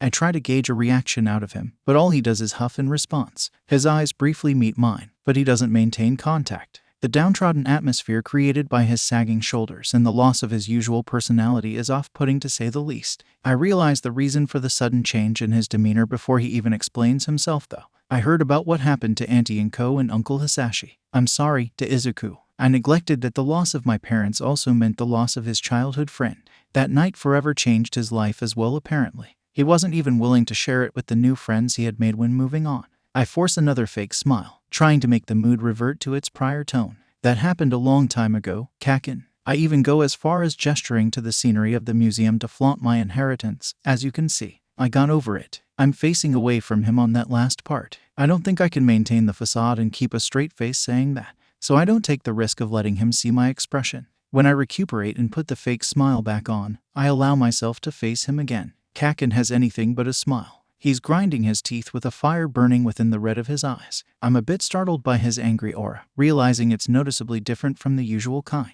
He's not annoyed or aggravated. He's genuinely enraged. What I said made him furious with me. That's a relief. He really is the same old Kaken. That makes it much easier to keep a smile on my face. Thank you, Katsuki. You fucking prick. He grabs me by the collar of my shirt with a snarl. For a moment, I'm expecting a right hook. That'd be another blast from the past. Deku bro, calm down. Kirishima is quick to insert himself between us though. Though he looks reluctant, Kaken does back off. Smug bastard. Even if your quirkless weak ass couldn't save them. Now I know why you didn't even fucking try. He assaults me with words instead. They admittedly hurt more than a punch would have. Katsuki. Kirishima looks appalled by what his friend said. He knows better than to expect Kaken to apologize for it though. Instead, he tries bowing on Katsuki's behalf. I'm so sorry, Midoriya. Don't fucking speak for me. Kaken prevents Kirishima from apologizing by hoisting him up from his bowed position, forcing him to stand straight. I mean every word. You're just as every bit useless as you were back then. You're a coward and a loser. No wonder you gave up on your dream to become a hero. You couldn't even save your parents. He continues his barrage in his fit of rage. For all he knows, I deserve every word. Every strike leaves a wound worse than the ones covering my body. Come on, that isn't fair. He was just a kid and he's got no quirk. He couldn't have done anything even if he wanted. Kirishima continues trying to defend me but gets shoved aside. Kaken gets right in my face as he spits. Doesn't fucking matter. It's not who you are underneath, but what you do that defines you. My breathing stills as he locks eyes with me. It's like he's looking past my mask and staring into my soul now. He too freezes. The red of his eyes lose their heat as they widen. I'm about to say something. Anything to lead him astray from whatever it is that he's seeing. Except, Kirishima beats me to it. The spiky redhead grabs Kaken by the shoulder and pulls him back from my personal space. That's enough. He hisses right into Kaken's ear before directing his attention to me. We've bothered you long enough. I apologize again for the trouble. That's all right, is all I managed to choke out in response. Not because of hurt pride or wounded feelings. I'm just not recovered from the gaze into my soul just now. He'd found and exploited a weakness that I wasn't prepared to hide or defend. TCH. Kaken slaps Kirishima's hand off his shoulder. The fight seems to have left his system though, since he's allowing the fellow pro hero to lead him away from me. Not without a parting shot though. The Deku I knew died in the same alley as his parents that night. As I watch my childhood friend leave, I can't help but agree with him, muttering under my breath, he's not wrong. I don't know about that. He took it pretty far. This day is just full of surprises. I turn around to see who else has managed to ambush me undetected. A familiar head of blonde hair approaches me. Miss Shield. I'm grateful that she wears glasses so that there's a barrier between her eyes and my own. I'm not sure I want her to see the emotion that dwells within my eyes right now. Rough night. She tries to lighten the mood with a forced laugh. I'm a tad bit grateful for the effort, so I pretend to chuckle. You look like you could use a friend right about now. She then takes my hand in her own. She's probably just trying to console me, but the action makes me look at her inquisitively. She stares back. I'm grateful for her again. Her gaze isn't the prying type. I could probably use more than a friend right now. I attempt to joke too, except the physical contact in the held stare does something other than make it funny. The smile Shield has is an amused kind, but not humored. You only had to say so. An angel falls from grace. Its wings blackened. Its feathers plucked to bare darkened skin. It looks like a demon now. A horrific creature casted into the night and abandoned to what lay below. A bat that cries out at the sky that betrayed it. When it hits the pavement below, it tastes what mortals feel every day. Blood taints its tongue until it can longer shriek. The bat's bones are broken beyond healing. So it folds in on itself, wrapping its weak body in its leather wings. Despite the pain tonight, it oddly doesn't feel so alone. Wrapped in its wings is another. Something else is with it. Someone lays there with it, taking mercy, waiting for it to die before leaving it like the rest. Someone. I wake up without that cold comfort. Instead, there's somebody warm snuggled up against me. I feel the heat of the shared space and not the chill of the night. My arms are wrapped around her, like that broken bat's wings. The bed beneath us is soft, unlike the rough pavement that I remember. She breathes softly as she sleeps, not like the ragged dying gasps that the bat clung onto. It takes me a moment to realize that the woman beside me is Melissa Shield and that I'm not still stuck in that strange dream. Carefully, so that I don't accidentally wake her, I slip out of bed. She moans, but otherwise isn't disturbed by my sudden absence. When my eyes adjust to the lightless room, I'm relieved that it's my own. Having to sneak out of her house would have made things more complicated. Despite the night that I shared with Shield just now, I still have a date with Shire Toko. The night is still young. It's time for the fallen demon to rise. Now is when that bat takes flight again despite its broken wings. I step lightly so that the floorboards don't creak and leave the door open just a smidge so the lock won't click. Then I follow the familiar hallways of the manor. At the end is a grandfather clock that marks the haunting hour. It hides the entrance to the cave. Behind the time is a timeless crusade. Underneath the persona of Izuku Midoriya that lives in this mansion is the Batman. I pause mid-stride when I hear Kurogiri clearing his throat, no doubt to gain my attention. He was waiting for me like a parent catching their child sneaking out. He even folds his arms across his chest in disappointment. And just where do you think you're going? He asks regardless of already knowing the answer. I have to find Toga and her accomplice. I place my hand on the scanner. That's the first of many security measures. Then follow up with the retinal scan. Shoko won't be able to handle it alone. And enter the digits of the number code. I beg to differ. She seems like a more than capable girl. Kurogiri uncrosses his arms so that he can grab one of my own. She wasn't the one who got thrashed around by an animal. All it takes is a soft squeeze to the tender flesh. And the nerve flares up. Point taken. I see through my teeth before pushing his hand away from the sore spot. Even so, I made a promise. What's inside the glass case slowly rising from the ground is a constant reminder of that vow, and I intend to keep it. Kurogiri sighs, knowing that the promise I'm referring to isn't the one I made to Shoko, but rather the vow made on my parents' graves. He's the only one who will ever come close enough to understanding. So when he doesn't give up on trying to convince me not to go out tonight, he makes me sigh too. Miss Shield is a good girl. You should stay. He waits until I have my back to him to say, one night off won't make a difference. I won't let him off so easily. When I turn around to face him, I look him directly in the eyes. I narrow my gaze to be as slanted as his. He knows Batman is staring at him now and not Izuku Midoriya. He's the first to lose focus, his yellow slithers widening. One night always makes the difference. I walk away having won more than just the staring contest. The only downside is that I have to travel to the blood bank myself. Kurogiri is petty enough not to open a warp gate. He's also not on comms. I'm going in as blind as a bat. I don't even see Shoko waiting for me. The rooftops are as vacant as the night sky. Not a star shines above me, nor does a cloud cast any shadows in the moonlight. I pick the lock on the skylight and descend without Shoko. I can't take the chance of getting seen by Toga while waiting for her. There is a nagging feeling in the back of my mind though. I'm concerned as to why she isn't here. She has a personal motive to be interested in this case. I would have expected her to arrive early if anything. The rows of empty vials and beakers stretch in aisles, like a library without its books. The shelves stack on top of each other, glasses in between. Not a speck of blood is collected. It's a relief to see none of it is spilled either. I don't want to find any victims, but I'm partially expecting that outcome. Considering Shoko's concerns for Kota Izumi, it's probably for the best that she isn't here, with that possibility lingering in the air. I find the staff room beyond the rows of nothing. The door is missing a handle, but it stays shut. It feels foreboding. I'm sure I won't like what's on the other side. When I push it open, I expect to find a corpse or Himiko Toga herself. There's nobody though, not a soul in sight. Even when I flick the light switch, I don't find anyone hiding in the shadows. There is a television monitor stationed at a table though. Wires run to outlets and extension cords are plugged into those. There's a remote with a piece of paper taped to it, placed atop the set. So that's how it is. I'm willing to bet the letter is addressed to me or Shoko. When I rip the tape off and unfold it by its creases, my suspicions are confirmed. To the Batman, the handwriting is horrendous. As crazy and childish as Toga is, I guess I wouldn't put it past her. Except at the bottom of the page, it reads, from Anarchy. Unless she's calling herself by some sort of codename now, I'm willing to bet Anarchy is the man in red who she's working with. It's odd that he would have misspelled Anarchy though. He seemed competent enough from his introduction to be the mastermind behind whatever these two are up to. Unless Toga wrote it for him. I fold the paper smaller again so that it can fit into one of my spare utility belt pouches. There's a chance that I can get some sort of information from it based on the handwriting, or even find fingerprints if I'm lucky. Now it's time to press play on the remote and see what kind of message these maniacs left for me. The monitor lights up, but all that it shows at first is static. It's grainy and barely readable. Then, it becomes clearer and less fuzzy. I'm shocked by what I see. It's no longer a mystery why Shoko isn't here with me. The former member of the Wild Pussycats is bound and gagged to a chair. She has a bruised cheek and her goggles are cracked. Behind her is Himiko Toga with a grin that would have rivaled All Might's. Shoko must have come here alone instead of waiting for me. Now she's captured and is being held hostage. Toga holds a knife to the hero-turned-vigilante's throat, staring into the camera. Hiya, B-man. She uses her free hand to wave. I found her kitty wandering around. Shoko tries to say something through the gag around her mouth, but it comes out as a muffled moan instead. Toga presses the blade closer to her neck, the threat making her stop. Let's cut to the chase. Shall we, Batman? A different voice cuts into the audio, this one filtered with its pitch and tune adjusted.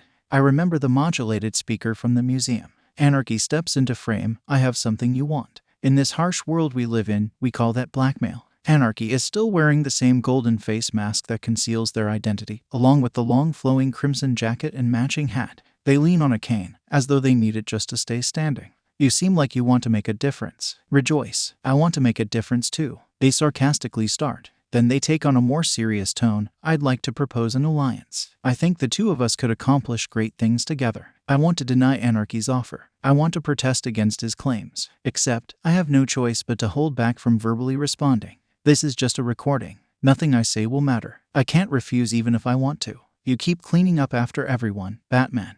And nobody is going to learn to take care of themselves. The ones that don't hate you will start to rely on you. They'll depend on you, like they did with All Might. We know what happened to him. We know how things will turn out. What if something happens to you? If you get old? What if you die? Then what? Their tone increases in aggression as they monologue. Do you not consider the world that revolves around you? You're a hypocrite, running around dispensing what you call justice, telling people what they can and can't do. Heroes, you're ensuring safety only provided it conforms to your twisted view. Whatever pleases hero society. That's it. You're not a hero. You're a despot. You don't enforce justice. You suppress it. I want to tune out all that they're saying, but I'd be lying if I didn't admit I've thought it all before myself. What they're pointing out about our hero society is true. The evidence exists with what happened to All Might. I agree with what they're saying is wrong. It's just how Anarchy intends to try and fix it that worries me. Well, in good faith, I'm going to show you an alternative tonight. They place a hand on Shirtoko's head, of course. You don't have much of a choice in the matter. However, I think you'll come around afterwards. I clench my hands into fists. Anarchy is using Shirtoko as a hostage to blackmail me into doing whatever it is they want.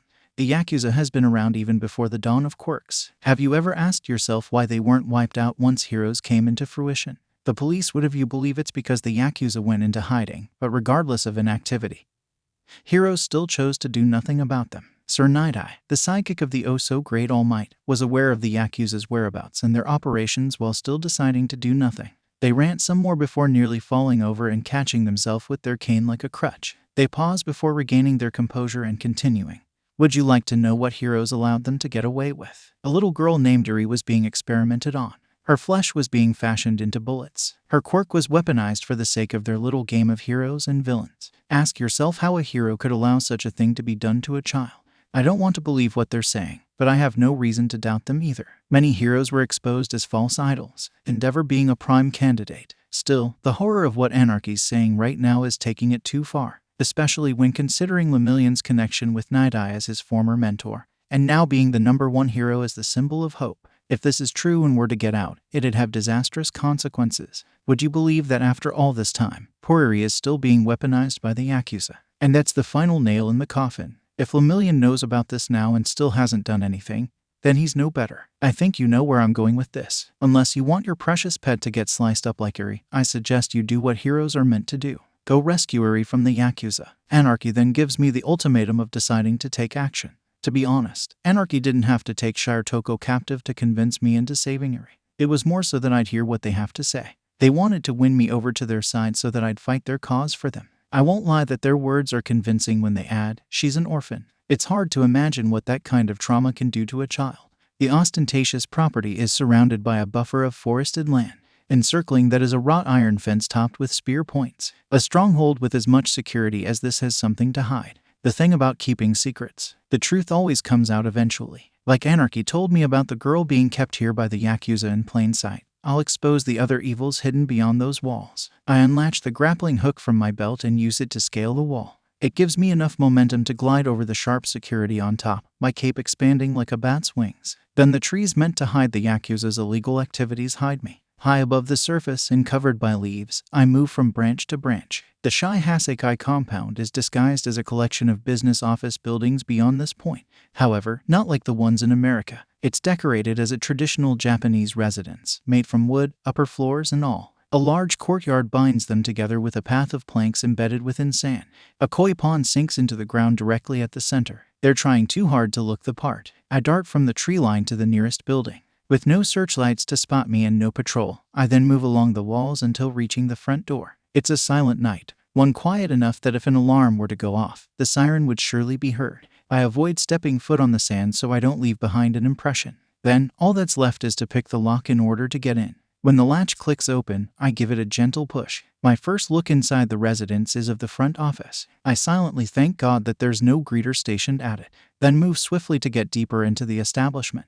The interior is decorated like a generic Japanese office with empty cubicles creating workspaces. The inside matches the outside with nothing incriminating just yet. I have to look past the surface level. literally, activating the lens in my cowl. My vision switches through varying ways to see. Night vision shows nothing and a blacklight filter shows very little. But infrared not only shows heat signatures in the shapes of bodies above me, but the thermal imaging displays the same below me. Unless there's a basement, that means there's more than meets the naked eye. Unless the wood is lined with lead, my X-ray setting should show me where to find the hidden passageway to access that lower level. I'm in luck. The entrance is behind one of the walls, a set of stairs leading down into a secret underground labyrinth hidden away. I knock on that section and hear that it's much hollower than the rest of the foundation. It doesn't easily slide aside when I try to move it forcibly though. I can't exactly say open sesame. My search for a hidden switch starts with looking behind paintings.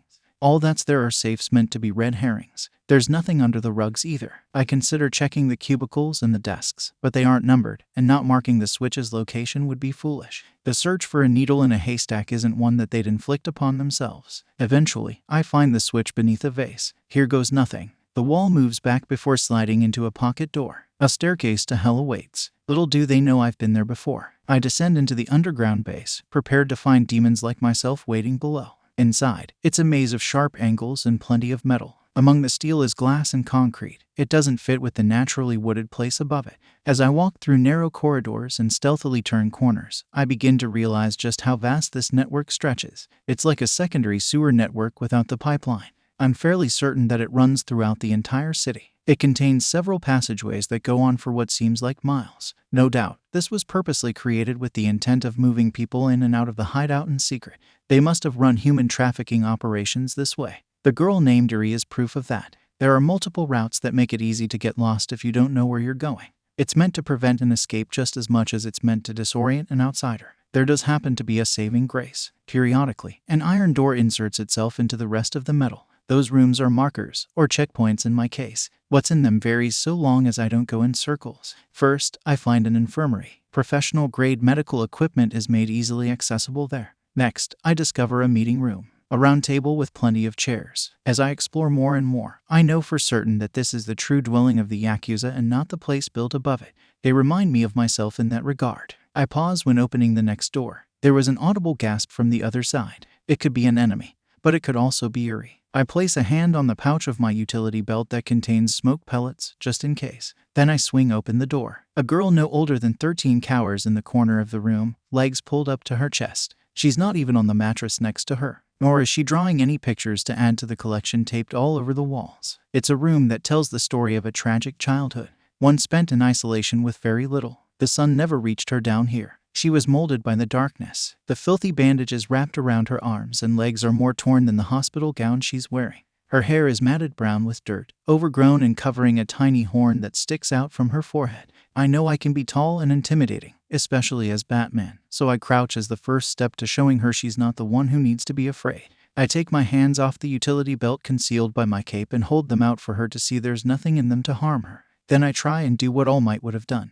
I smile. I might not be capable of grinning eye to eye or showing my teeth, but a small smile ought to be enough to put her at ease. I'm here to help. I whisper so I don't attract any unwanted attention but keep my voice loud enough for her to hear as well. I'm going to get you out of here. There's no reason to be afraid. She starts to steadily crawl forward from her corner, reluctant to trust me. I don't blame her. After all that she's been through, I wouldn't expect any other reaction. She has a skeptical stare and a frightened facial expression still. Her tiny frame trembles, wanting to either go back to her corner or to give out. It's saddening to see what's become of her. She stops midway, flinching back and breaking eye contact. Her knees come back up to her chest and she refuses to look at me. What's wrong? I try to sound gentle when I ask her why she stopped halfway. She continues to shake, not budging in the slightest. All I can do is be patient and wait. Nothing good will come from being pushy and forcing her. I don't say anything and neither does she. We just take our time to get comfortable with one another's company. Only then will she trust me. She lifts her head and musters the courage to look at me again.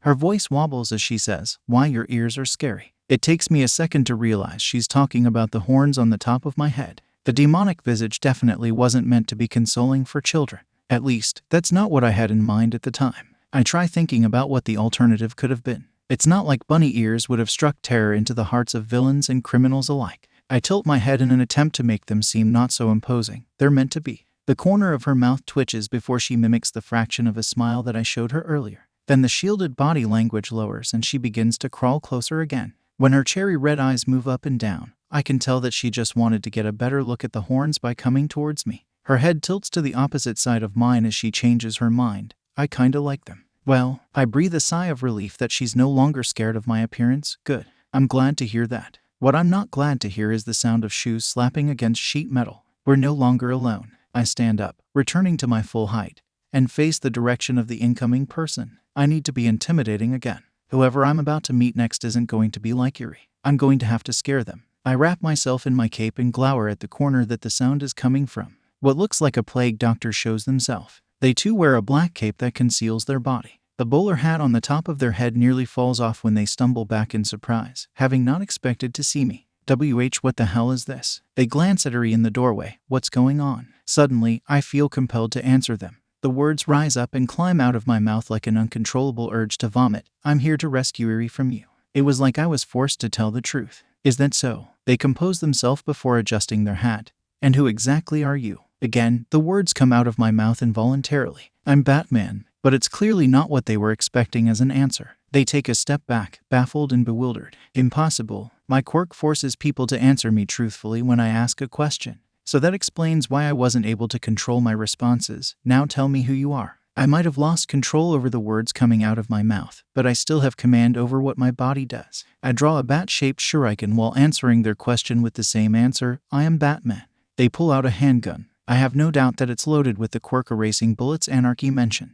It doesn't have to be firing special shots from its chamber for me to know how dangerous it is, though. Firearms are what murdered my parents. I know better than anyone that they can take a life. The bat-shaped shuriken I threw sinks into the plague doctor's wrist before they can get off a shot. They impulsively curse in pain, reflexively grabbing the wound with their other hand. That gives me an opening to close the distance and bring a knee up into their jaw. The mask splits from the impact, tearing open and sending the bowler hat flying. My elbow comes down on their now exposed head, knocking them unconscious. But the body hitting the floor with a thud isn't nearly as satisfying as the clatter of the gun landing somewhere on the ground with them. We need to go. I turn back to face Yuri and see that she's petrified in the doorway still. She was probably just scared to see me fighting one of her capturers, but I remind her that I'm not here to hurt her just in case. I'll make sure that none of them ever hurt you again. That makes her raise her head to look at me, at the very least. She has tears in her eyes as she nods. I take a few steps towards her, slower than I need to be, easing into her space. Can you move or do you need me to carry you? I try not to sound too demanding, but I need to know if she's going to be able to keep up and we're running out of time. When she raises her arms like a toddler gesturing to be picked up, I get my answer. In all honesty, it would have been better for me to have my hands free in case we run into more of the Yakuza, but I am the one who asked. Reluctantly, I scoop her up and begin to carry her towards the exit. For a moment, I actually think we're going to escape without any more trouble. We make it all the way back to the staircase without interference. If only I could have been as lucky as to make it the rest of the way undetected. Instead, I just had to run into a muscular man as large and wide as the room itself. I noticed the massive gauntlets with knuckle dusters that make up his fists. One punch even without those would be enough to put me in worse condition than the hit I took from Killer Croc. I figured he'd make for a difficult challenge regardless, his chest nearly ripping his tank top and his calves clinging tightly to his jeans. The plague mask looks like a luchador's with its unique design. This guy is the bane of my existence right now with how poor of a shape I'm in and the urgency I have trying to get Yuri out of here. Look what we have here. He towers over me as though he's made up of 20 men. Yuri buries her face into my shoulder, too scared to look. With my movements restricted by her, I only have one option. I'll be taking her back now. My one chance is when he reaches for me. Luckily, the size of his hand being the same as my body, it makes for an easy target. When he gets close enough, I pull out the syringes in my back belt pocket. Then I jab all 10 of them into his huge meaty palm. That's a heavy dosage of carfentanil that I just stuck him with. One needle is enough to bring down a single elephant or bear. This ought to be enough for him, regardless of his quirk size enhancement. Wah, he turns his hand over to look at what I've done. I'm sure it didn't hurt, but he must be feeling the effects. Wada yodo. The behemoth then begins to topple like a tree that's had its trunk chopped at the base. You know what they say. The bigger they are, the harder they fall. The earthquake from the Goliath's floor collision shakes the entire building's foundation. Wood rattling in protest to the force trying to make it give. There's no way that went unnoticed or unheard. The average African bush elephant weighs 13,000 pounds. The sound of something close to being that heavy falling over is loud enough to be heard at a concert. As though proving my point, another member of the Yakuza leaps into the fray. He's much leaner than the one I just brought down. Chin-length golden locks are parted to the left, obscuring his right eye, and leaving the other almond-shaped iris to peer out at me by its lonesome. Just like my 2 encounters with his allies, he's wearing a beak-shaped plague mask too. Eri is still clinging onto one of my arms, limiting my ability to fight. I reach for my utility belt again, planning on using smoke bombs to make a getaway. When my fingers brush up against my waist instead, I have to chance a look to see why. This makes no sense. Not only are the compartments missing, but my entire belt is absent. Looking for something, I return my gaze to my new opponent to see them holding my belt. He tauntingly waves it around as he cackles in premature triumph. What are you gonna do now? There's no way he could have stolen my utility belt without me noticing. The only logical explanation is that it has something to do with his quirk. Even so, the ability to commit larceny won't be enough to stop me. I still have a few tricks up my sleeve. Literally, I keep spare bat-shaped shurikens concealed within my gauntlets just in case. I flick one open like a switchblade and pull back to pitch it like a ball. Again, he robs me blind. The batarang goes from my hand to his within the blink of an eye. Nice try. He snickers while inspecting its shape. Real cute. I understand now. His quirk allows him to instantly relocate an object from someone else's possession to his own. I saw it in action firsthand. It's an ability that allows him to commit perfect larceny. He drops the bat-shaped shuriken in order to inspect my belt. Let's see what other kind of toys you've got. And foolishly tries to open a compartment. It turns out that I didn't have to do anything. The security system takes care of him for me by hitting the thief with an electric shock of 30,000 volts. When he joins his much bigger friend on the floor, flopping like a fish from the shock, I approach the now neutralized threat. This is why you shouldn't take other people's things. And retrieve my utility belt. Let that be a life lesson for him and Eri. There's no erasing my presence here now. So I give up on stealth and sprint across the sand, not caring about the footprint indentions. All that matters is getting off the property before more of the Yakuza can intercept my escape route. I just have to make it to the tree line. A slim scarecrow stands in the way, the stitched smile of the burlap sack covering its head contradicting the noose hanging from its neck. I'm sure the getup has something to do with their quirk, but I don't allow myself to be apprehensive. I just brandish another batarang as I keep running and chuck it at the rope not binding their throat. I should have focused more on the odd size of its mouth instead. The stitches rip free and the scarecrow swallows the bat-shaped shuriken in one bite. There's a clack of its teeth coming together when its mouth snaps shut, those teeth grinning from its now exposed hole. Fine then, if it likes to eat, I'll throw it another treat. The second batarang gets devoured in one chomp as well. Except this time, that was planned. The second object I threw has a miniature explosive inside it. The blast will cost them a trip to the dentist and leaves more smoke rising from their mouth than a chain smoker. Now I've made it to the forest. I'm in the home stretch. I'm as good as gone. It'll also be easier to conceal myself with the trees as cover. The likelihood of being caught is slim. Or so I think. I shouldn't have allowed myself to get so cocky. Nothing good ever comes from being overconfident. I internally curse myself for being sloppy. I get a sudden rush of vertigo. It must be coming from a quirk. It's too powerful to be anything else. It's enough to bring me to my knees, the severe dizziness inhibiting my sense of balance. I can hardly think straight either. There's something fogging up my mind, like a mental block. Eri lifts her head up from being buried in my cape to see why I stopped moving. The look of concern tells me I must look as bad as I feel. BWA haha.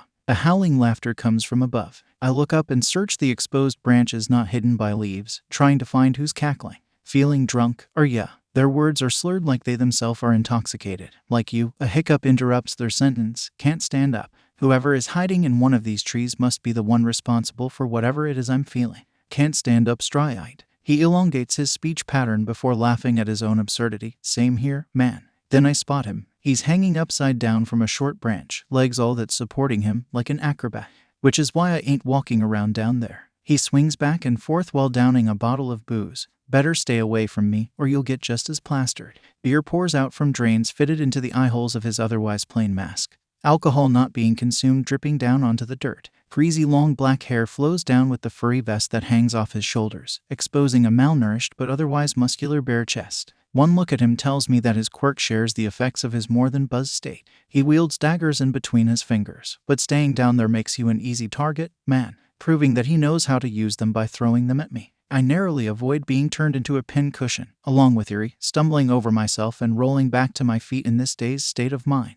It's amazing that he has such good precision while being intoxicated. I don't want to test my own throwing skills when I'm seeing double though. Not being able to reach him from this position leaves me one other option. I hand Eri a pair of earplugs so that it won't affect her, put these in, and press the button on the device I've chosen. Once activated, it plays a sonic frequency that'll disrupt people's senses.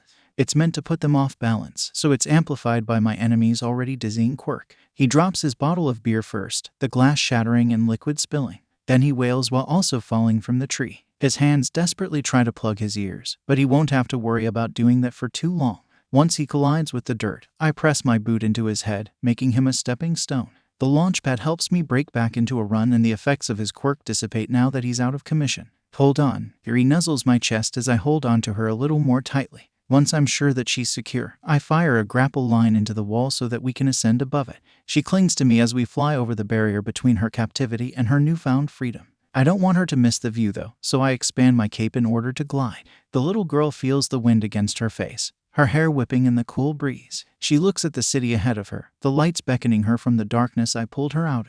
The moon is full and it envelopes the two of us. It burns brighter than the sun tonight. It glows for her. This wasn't done for Anarchy's sake. This was for her. I'm glad that I went out tonight and found her. Regardless of the circumstances, she can start to live her life now. When I return to the blood bank, it's with Iri. I consider taking her to the police instead.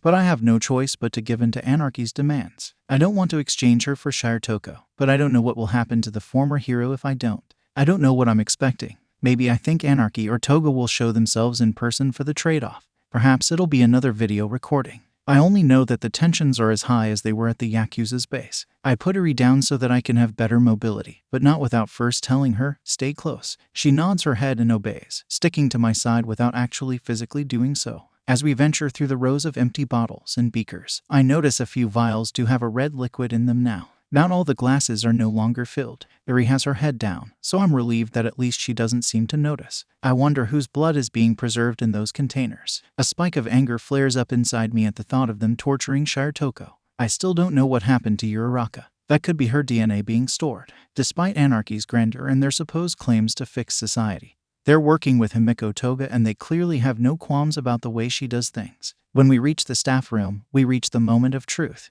What lies beyond this door will determine what happens next. I wonder again if I'll find Anarchy themselves waiting for me on the other side. I tense up thinking that it could instead be Toga with a knife. I'm hopeful that there's a chance I'll find Shoko. All I can do is dream. Now that I've been hit from behind, the back of my head yells at me to sleep, and my eyes agree with that screaming by shutting. My vision swims with splotches despite the darkness that calls out to me just as loud as where I was struck. Somebody snuck up on me from behind and rendered me unconscious. I'm passing out. Like the bat in my familiar nightmare, I've fallen once again. The bat is falling again. However, this time, not because its wings are damaged or broken. This time, it falls because its wings are bound. Unbreakable chains link around the tiny creature and restricts its movement.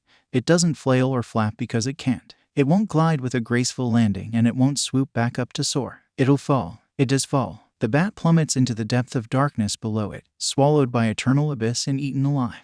The back of my head groans in protest upon waking up before I get the chance. A throbbing pulse makes me believe my heart has been replaced with where my brain is. It beats over and over, perhaps using my eardrums to do so. I was definitely hit over the head with a blunt object. It hurts to remember, but I think past the pain and recall that happening. Someone took me by surprise, not quite an ambush, but a sneak attack. I try to reach for the sore spot that marks where I was struck. But when I do, my arms don't quite reach. When I look to see why, I discover chain bonds confining me to a chair. I've been tied up and taken hostage. I know I've seen this before. Is it a concussion that's giving me a mental block? Oh, Shoko, she was caught too. That's how I got into this situation to begin with. It all starts coming back to me now that I've remembered her. It started with the museum. Anarchy used it to make his grand debut. That's also where I discovered his accomplice, Himiko Toga, former member of the short-lived League of Villains.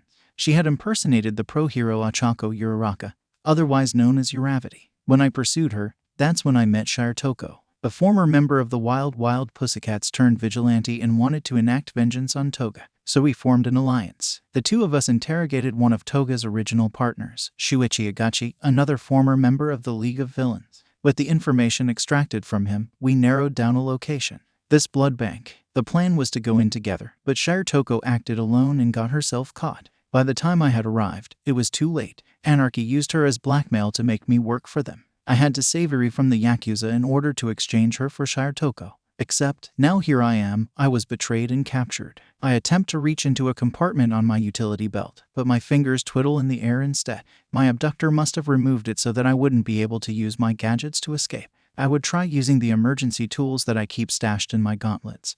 But those along with my gloves were taken away too. Realization strikes me harder than the blow I took to my head. Those weren't the only parts of my outfit which were stripped. My cape and cowl are gone too. That means my face is exposed. They know Batman is Izuku Midoriya. The modulated voice of Anarchy themselves confirms my biggest disturbing concern. Face to face with the one I've been hunting. With them knowing my identity and I not knowing theirs, I've got no words to respond with. There's no use denying what they're proven by unmasking me, and I have no advantage to counter with. The tall stature of the crimson-cloaked figure is a lot more wobbly in person. They walk like the fabled crooked man, no wonder they need a cane. I didn't expect Batman to be quirkless, and they sound just as contorted, defeated and angry. I can't resist the bitterness in my bite when I snap, disappointed. Not at all, but I'm not expecting the gleeful sincerity that meets my hostility. Even when their voice is filtered with its pitch adjusted and their expression hidden by a golden faceplate, I can tell that they're smiling. If anyone would have an appreciation for what I'm trying to do, it would be you. In a society where quirks determine your standing much like financial class, you who's quirkless should understand. They genuinely believe I'll be a sympathizer for their cause. Aren't you forgetting? I'm rich, so I give them a reminder that I'm not 100% willing to be on board. I'm also trying to stall them while I dislocate my elbows in order to break free. The mechanical laugh is as fake as it sounds. Aren't you forgetting? It was your father, who had a quirk I might add, that left you that wealth. I have to bite down on my tongue to keep myself from cursing at them for daring to speak of my deceased parents that way. I can't give them any more power in this situation by having an emotional outburst. The downside is that they take my silence as a sign to continue. I meant what I said. You should join me. Imagine what we could accomplish together. I shake my head in denial. I'm not convinced that our goals align. You work with a sociopath. You. Anarchy bends forward abruptly, leaning into my face. I did what? They snap in a fit of rage like a child that was just told no. They're quick to regain their footing though, both physically with their cane and mentally. Did I or she kill anyone? Have we committed any crimes you haven't? They're referring to breaking and entering, comparing crashing the museum with my infiltration of the Yakuza base. They're claiming we're both vigilantes who conceal our identities. They're wagering that I won't say I've never blackmailed anyone. I could bring up the point that I work alone as well, but I know there's no point in arguing. Most of what I could say will probably be met by some pre-calculated response. So instead of turning them down for the reason they expect, I say, it's not what you've done. It's what you're planning to do. Anarchy cranes backward, standing up straight and nearly touching the ceiling. Why do you insist on being so stubborn? They huff in disbelief. They're silent for a moment, making me think that I've stumped them with an unexpected response. But then they stamp their cane on the ground with an authority akin to that of a judge slamming their gavel. Fine. I'll tell you what I have planned. I plan to purge this world of quirks. The statement makes me stop struggling against my restraints. It's too shocking to believe.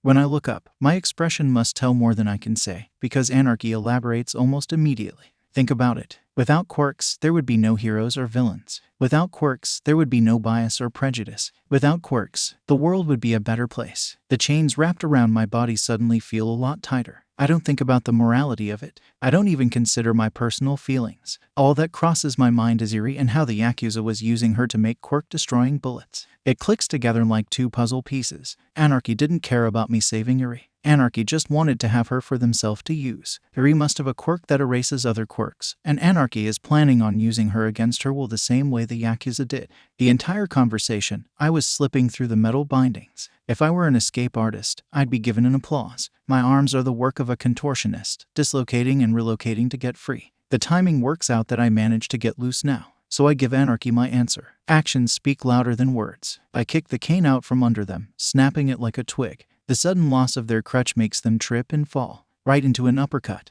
The punch knocks their mask and hat off, both landing on opposite ends of the room. They themselves land flat on their back, facing the ceiling. When I stand up, I'm the one who's towering over them now. Before I can get closer to see their face though, the door suddenly swings open. I raise my arms in a defensive stance, expecting Toga. When I turn around to confront her, it's not who I think. I make the mistake of lowering that guard once I see it's Shirotoko instead. She lands a kick to my sternum, making my chest erupt like a volcano with heat as hot as lava. The pain from my previous injury that Killer Croc gave me still fresh there. I reel from the ache and barely block the next foot that's aimed for my head. She's not just attacking me, she's doing so aggressively. What are you doing? I ask the first of a million questions while sidestepping a palm strike. The real question is, she breathlessly takes out the back of one of my knees before bringing an elbow down on my wounded shoulder. What are you doing? She's fighting dirty. She remembers just what places to hit. I came here to rescue you. I shout back with the unspoken question as to how she escaped on her own.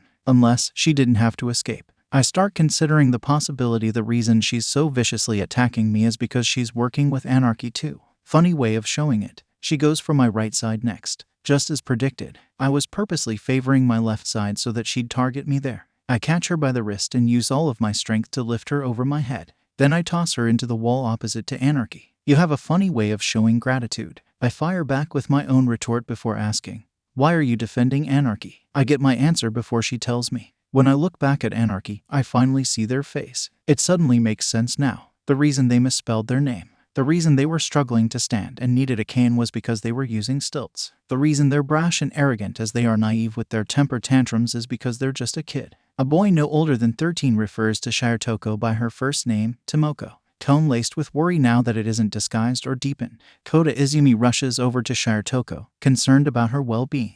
It makes sense why she switched sides now, considering he was the whole reason she wanted to pursue Toga in the first place. They fuss about one another taking hits from me, each babying the other. It appears he's alive and well. It's just what the League of Villains may have filled his head with to make him become Anarchy that worries me. And whether or not Shirotoko will be too persuaded by her emotions to fight him in the worst-case scenario.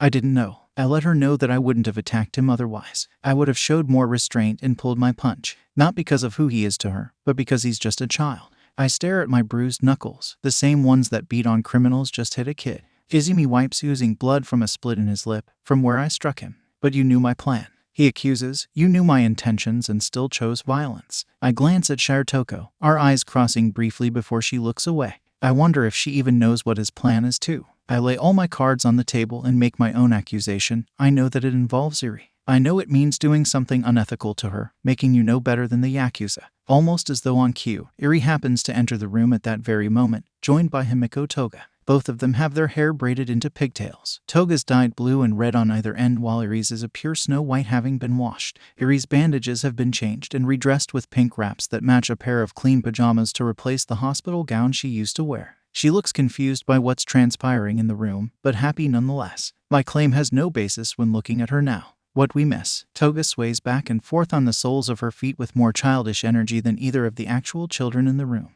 The crazy blonde is completely oblivious to the mood, unable to read the room. I think there's been a misunderstanding. Shirotoko helps Izumi to his feet before turning to face me. Remember, we fought each other at first too before realizing we're on the same side. I want to tell her the circumstances are different. She went to a hero school and earned a license before losing her quirk and turning to vigilantism. She's not a former murderer, rehabilitated or not. Toga cleans her fangs with a knife, using it like a toothpick. I look at Izumi, the boy who was taken by villains and never returned. I want to tell her she's nothing like them. I know it'll fall upon deaf ears though. She won't be willing to hear me out. Even if she were, this is hardly the place or the time to try. Iri is too close to Toga for comfort and Izumi is unpredictable. All I can do is nod and hope that an opportunity presents itself later. I've explained myself plenty. Izumi spits the blood between his lips. Then he smooths back his spiky black hair with a hand, holding it there. I can tell you've got some qualms still regardless. He releases the hair in his grip like he's letting go of a stressful sigh, so I'll give you some time to think it over. Consider what I've said and make a decision later. Shirotoko glances between me and Izumi before agreeing with that verdict.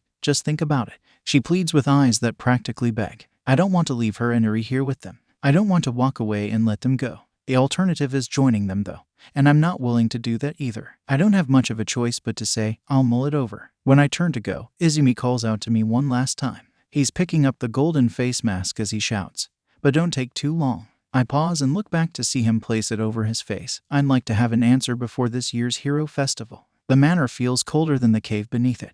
The lack of bats hanging from stalactites makes the place seem a lot lonelier. The fireplace beneath the mantel is unlit, an old family photo of me between my parents consumed by the frigid shadows. The house is a haunting reminder of what I've lost and what I've become. Now that I've shed my body armor, I feel naked and exposed to the cold bite of the harsh environment. Anarchy's offer sends chills down my spine. I question myself whether or not he's right. I look to the picture of my mother and father, silently asking them to give me an answer. I want them to decide for me. They don't say anything though. They just continue to stare down at me, waiting for me to tell them what I think. The time Anarchy gave me to decide just keeps ticking away in the back of my mind. I place my hand there, feeling where I was struck in the head. My thoughts are overflowing to the point that I think it's about to explode.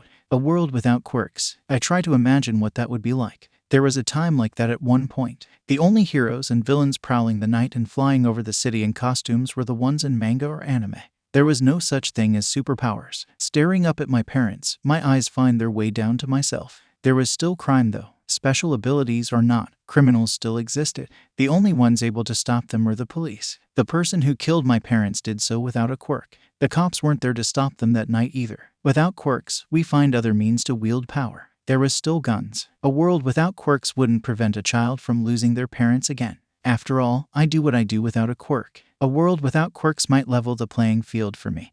But it would mean truly waging this war alone. Heroes rely on their powers to save the day. Without their powers, they wouldn't put themselves out there. The police rely on their quirks now to solve cases too. More criminals would get away uncaught. That means more guns aimed at families in back alleys. I slide my hand from the back of my head to the front of my face, rubbing the bridge of my nose. Rough, calloused hands tell of a less than easy life. A life robbed from me that night. Murder, stealing. It's naive for me to think I can stop it by myself as much as it is naive to think it'd stop by simply getting rid of quirks. That's not what I'm doing though. I don't think it's ever going to end. I won't one day defeat the ultimate evil. So what am I doing this for then? If what I'm doing doesn't mean it'll make a difference after I'm dead, then why don't I just hang up the cape and cowl? I think the answer is because I'm here now. I survived that night and I'm here now. So I'll fight for now while I can. The sound of an old wooden floorboard creaking snaps me out of my deep rumination. When I turn around to see who misstepped, I'm only briefly surprised to see Melissa Shield before remembering the night we spent together.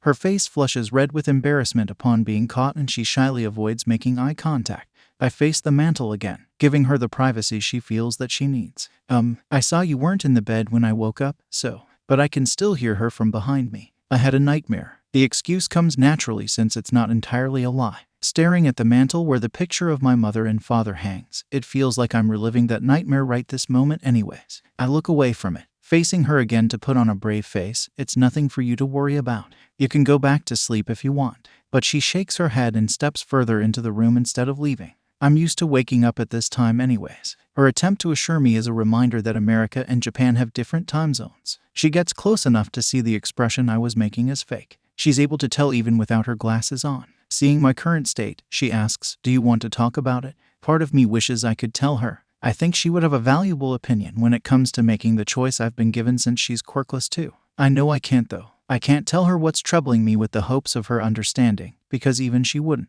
It's about more than being quirkless. It's about being helpless. Like Kaken said, it's about how useless I am and what amount of worth I have. It's about whether or not my crusade really matters anymore. No, I look away from her so she can't see my distraught expression for any longer. I'm caught between the photo of my parents and I or her, unable to meet the gaze of either. Feeling the cold wrapping itself around me, substituting the cape I'd grown accustomed to wearing. I lean away from her warm touch when she tries to hug me. She looks hurt that I'd done so and so I have to ask, "Why do you care?" She makes a sound, something like a cross between a huff and short-lived laugh. Whatever dry humor was there quickly evaporates. "What is it about you that makes me care?" She repeats the question more seriously, but gives a sarcastic answer. "Your boys and charm. Your hot bod. The tons of money." Her eyes flick from my abdominals to the craftsmanship of the manor. I can hear the hurt in her voice as clear as I can see it in her expression. If only I were that shallow. I wait for her to continue and give me her honest answer then. When she sees that I won't interrupt and that I'm willing to listen, she does. "There's something hidden in you. Something deeper." I watch her eyes move from my present self to the child in the picture behind me. It's not hard to imagine why you're out to save the world even without a quirk like All Might's. The question is, when will you let someone rescue you? I hang my head, knowing what lies below waiting for me. There's nobody who can pull me up from the depths of that cave. I can feel it through the soles of my shoes, the beating of over 1,000 wings. Just below the ground, they beckon, untamed and circling in pitch black darkness like sharks in the depths of an ocean. Their screeches are cries of my name. I don't need saving. The bats convinced me of that. I don't tell her that there's nobody left for her to save. I don't say the boy in the picture behind me never grew up. I don't let her know what's standing in front of her is something else. I don't say what I've become is what does the saving of others. What I say instead is, I think it's best if you go back to I Island, so that she doesn't figure it out for herself. The hurt in her expression is more evident than it was before, the absence of light doing nothing to hide it. "Do you really mean that?" She strains to see my pain through the dark though. I still do my best to conceal it by refusing to look at her. Yes, I do. But my heart half breaks at how easy it is to lie to her regardless of if she can see it. Okay, it breaks all the way when she believes me without question. I understand. I only look at her again when she's walking away. I watch as her back recedes into the distance and out the door. It must be because my heart is broken, but I'm relieved when she doesn't look back. Kurogiri enters from where she left a moment later, glancing in the direction she had gone in. He sounds impartial when he asks, "Why did you tell her to leave?" But I know he's dismayed by my choice. She deserves better than me. I know he'll make some kind of retort if I don't elaborate. She deserves to live a happy life with a family. The picture behind me is an example of that. That life is what was taken from me. That life is what I fight to protect and preserve for others. For her, I can't give her that. And Kurogiri knows the reason why just as well as I do. Can't or won't. He must be asking it rhetorically since he's quick to alleviate the mood with a quip. You could have allowed her to stay for breakfast. At the very least. It works. Some of the stress in my system leaves with the tension in my shoulders. Hearing Kurogiri return to his regular witty self. Breakfast can wait. I don't want to skip morning training. I walk past him as I head for the weights room. One of the perks of being rich is having a home gym. Don't get too immersed. Kurogiri calls after me. When I don't stop, he pursues and follows me from behind. Before we stray too far from the topic of women in your life, you happen to have an appointment scheduled for Miss Jiru's talk show this evening. That had completely slipped my mind with all else that was going on. I hummed to let Kurogiri know I heard him, grateful for the reminder. I'm sure he's taken care of all the proper accommodations already, so I don't bother prying for more information. Will you provide the transportation this time? I do poke fun at him a little though. He doesn't laugh or jest back, perhaps feeling mildly guilty. He probably figures he could have at least been on comms for me. He pretends to act unfazed while asking, "Come to think of it, how did your nightly endeavor turn out?" He'll probably think I don't want to answer out of spite, but I'm not in the mood to discuss the turnout. All I can do is sigh to let him know the bare minimum, that there's nothing good to report, and walk a little more briskly to put space between us. Let's see how this one goes first, is what I leave him with. Water threads stretch from the heavens to the earth, woven into the ether between those two places. The asphalt of the road unhardens, splashing as tires run over it. Those translucent strings create a sea of waves, flooding the streets. Hell isn't a place of fire and brimstone. It's a wet world that'll drown you. I'm protected from the downpour by a rounded bullet-resistant glass canopy. But I have a complete 360-degree view of the typhoon just outside. I see just how dirty the world is. No amount of rain can wash it away. The water bends and gives way to me as I dive deep, the car submerging itself as though it were a submarine instead. The vehicle I'm in is a one-of-the-kind wonder. From the carbon fiber armored hull to its custom-built fuel-injected engine, its sleek frame runs low to the ground, but has the proper hydraulics installed that would enable the car to rise up at the flip of a single toggle switch. The growl of the engine is almost imperceptible as buildings whiz by. Kurogiri could have just provided instantaneous transportation with his warp gates. But then the black iron monster rounding corners wouldn't be around to remind people that I'm out here. Also, as grim as it is, I need to see the city for what it truly is. I can't do that if I take shortcuts. You never know what might cross your path along the way either. I steel myself, remembering to not just focus on what's in front of the steering wheel as I drive. There's a reason for this outing. There's a destination for where I'm heading. Kajiro Okura, formerly known as Jurin, now goes by a different nickname,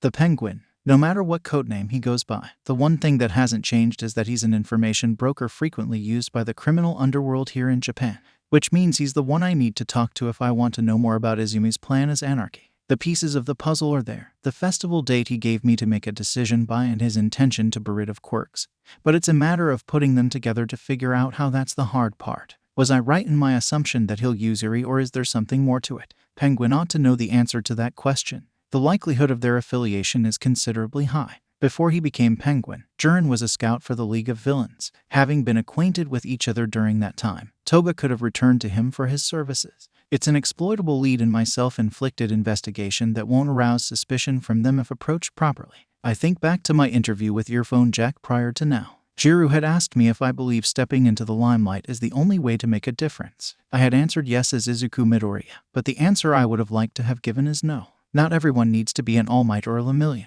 Not everyone can save the lives of 1,000,000 people with a smile on their face. If you can save just one person, a single child, that's enough. I need to know if Iri still needs saving. Penguin's casino juts out from the wet-washed road like a glacier in the sea. As I drive towards it, I feel like I'm sailing the Titanic towards an iceberg. Blue spotlights flicker and flash more than a gaming house in Las Vegas. The lounge with its Arctic design is better suited for this stone ocean as opposed to Sin City's desert. Bats don't swim. They normally take to the sky. Tonight, though, I stay grounded. I take the back alley where drunks, cheats, and losers are thrown out. The door there is latched and bolted unless otherwise open from the inside. I don't let that stop me, though. I produce a tube of hydrofluoric acid from one of my belt compartments. It's a solution of hydrogen fluoride in water, a precursor to all fluorine compounds. The colorless solution is highly corrosive and dissolves the lock on the door so that I can get in. As I stride through the angular gloom of the maintenance halls, I pass a woman holding a cigarette lighter. She stops before sparking it to flame, having me believe that smoking is forbidden back here. The stale scent in the air tells a different story. Upstairs, the smoke is more expensive. The music is softer and laced with the click of poker chips. The whizzing spin of hypnotic wheels increases. It's a gambler's paradise. I ignore the card games and brush past the bar. My business is in the office that overlooks it all. When I finally find the Iceberg Lounge's owner, it's no wonder why his nickname was changed from Durin to Penguin. All the money and power must have turned him into a glutton, the blubber of his body not blending well with the unfitted tux he's wearing. His great hair is parted to one side, bangs hanging above his eyes, a monocle on that same side. I notice he's missing fingers, one hand holding a cigar with only 3, giving the appendage the appearance of a flipper. Hell, he must not be fond of my appearance either. I notice the gap between his teeth when he speaks, noting it's not a natural one. Don't lie to me. I narrow my gaze as the lens in my mask displays a heart rate monitor of the stout man in front of me. I'll know. His pulse is high, his nerves on fire. But I'll be able to tell whether or not he gives me the truth with this form of lie detection. Have you had any recent dealings with Himiko Toga or a client associated with her? I take a step closer to give him a more intimidating incentive to answer the question. He swallows hard, hopefully whatever lie he considered telling. Well, aren't you a scary one? He sizes me up as a bead of sweat rolls down his forehead. The rhetorical question goes unanswered, but I still wait on him to answer mine. I have a lot of people coming in and out of here. It's hard to remember every single one of them. He tries to be elusive by feigning ignorance. Not liking that answer, I grab the hand holding the cigar and break it. I ignore his suffering squawking and hoist him up by the collar of his penguin suit. Let me jog your memory. My fist cocks back so that it's primed to punch him if he dares to defy me again.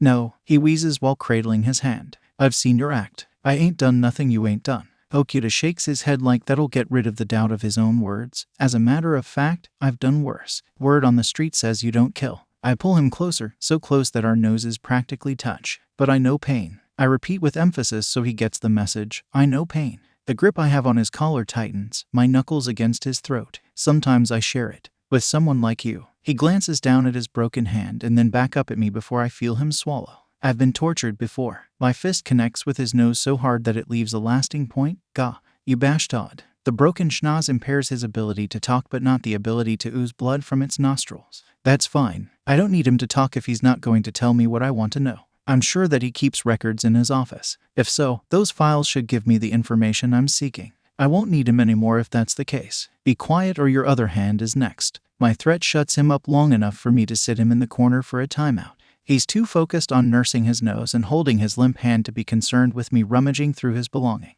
I eventually find a folder with the anarchist monogram consisting of a capital letter S surrounded by the capital letter O. It's my presumption that the symbol is meant to mark Izumi's Anarchy file. When I flip it open, I find a map of the parade path in the upcoming Hero Festival. There's bank transactions and purchases made on receipts, the items censored by whiteout. A floor plan of the All Might Museum, stolen blueprints, gives me a look at how he pulled off his first scheme. You can't rifle through my stuff. I hear Okuda complain and protest to my digging from his place on the floor.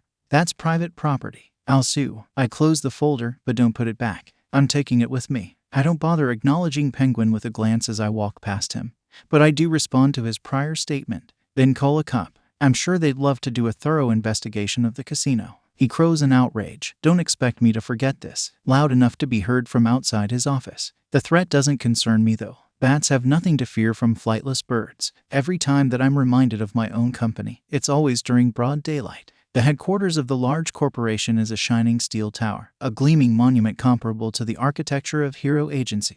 Except, this is not a hero agency. This is just a metaphorical pillar that supports the heroes. Support equipment and other hero-related gear comes out of this building. Licensed heroes aren't the only ones that receive those tools though. As a matter of fact, I have custom commissions made for myself. That's why I'm here, to conduct business. Of course, today is the same day I attend a main board of directors meeting in a glass-enclosed boardroom, but that's simply an alibi. I'll admit that I have no difficulty pretending a certain lack of interest at each meeting, but I watch my board far more closely than they realize outside of these gatherings. They would be surprised to learn how much I already know about them and what they've done for my company. I've cultivated my public persona as a dashing playboy, the rich heir who loves cocktail parties, beautiful women, and the nightlife. I flaunt my riches, all the while being generous to the point of childlike innocence. Unfortunately, though the disguise successfully keeps people from putting Izuku Midoriya and Batman in the same sentence, it also gives me an air of incompetence in the eyes of the directors. Though I'm a chairman of the board and the sole heir to my father's vast fortune, the other directors often take it upon themselves to keep me sheltered from the day-to-day business that transpires here. As such, I too keep myself at arm's length from becoming involved with the affairs of business unless otherwise deemed necessary. So I don't bother being punctual with my tardy entrance. My apologies for being late.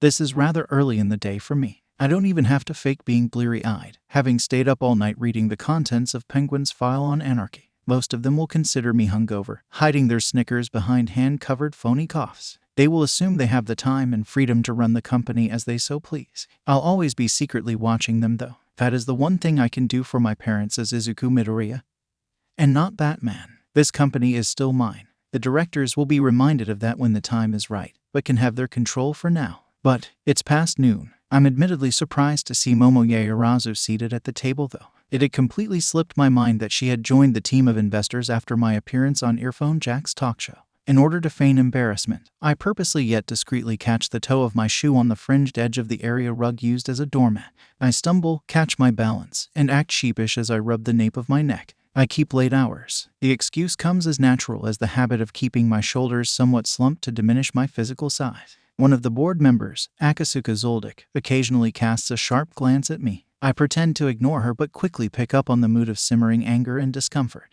Her disappointment is palpable. It's abundantly clear that she doesn't approve of my aloof playboy behavior. In order to pacify her and keep the peace, I take a seat without another word added to my performance. Koro Shijno, another director, clears his throat to shift everyone's attention to him. I suppose we can shift the topic now that Mr. Midoriya has joined us. His gaze slowly sweeps over his fellow directors before returning to me.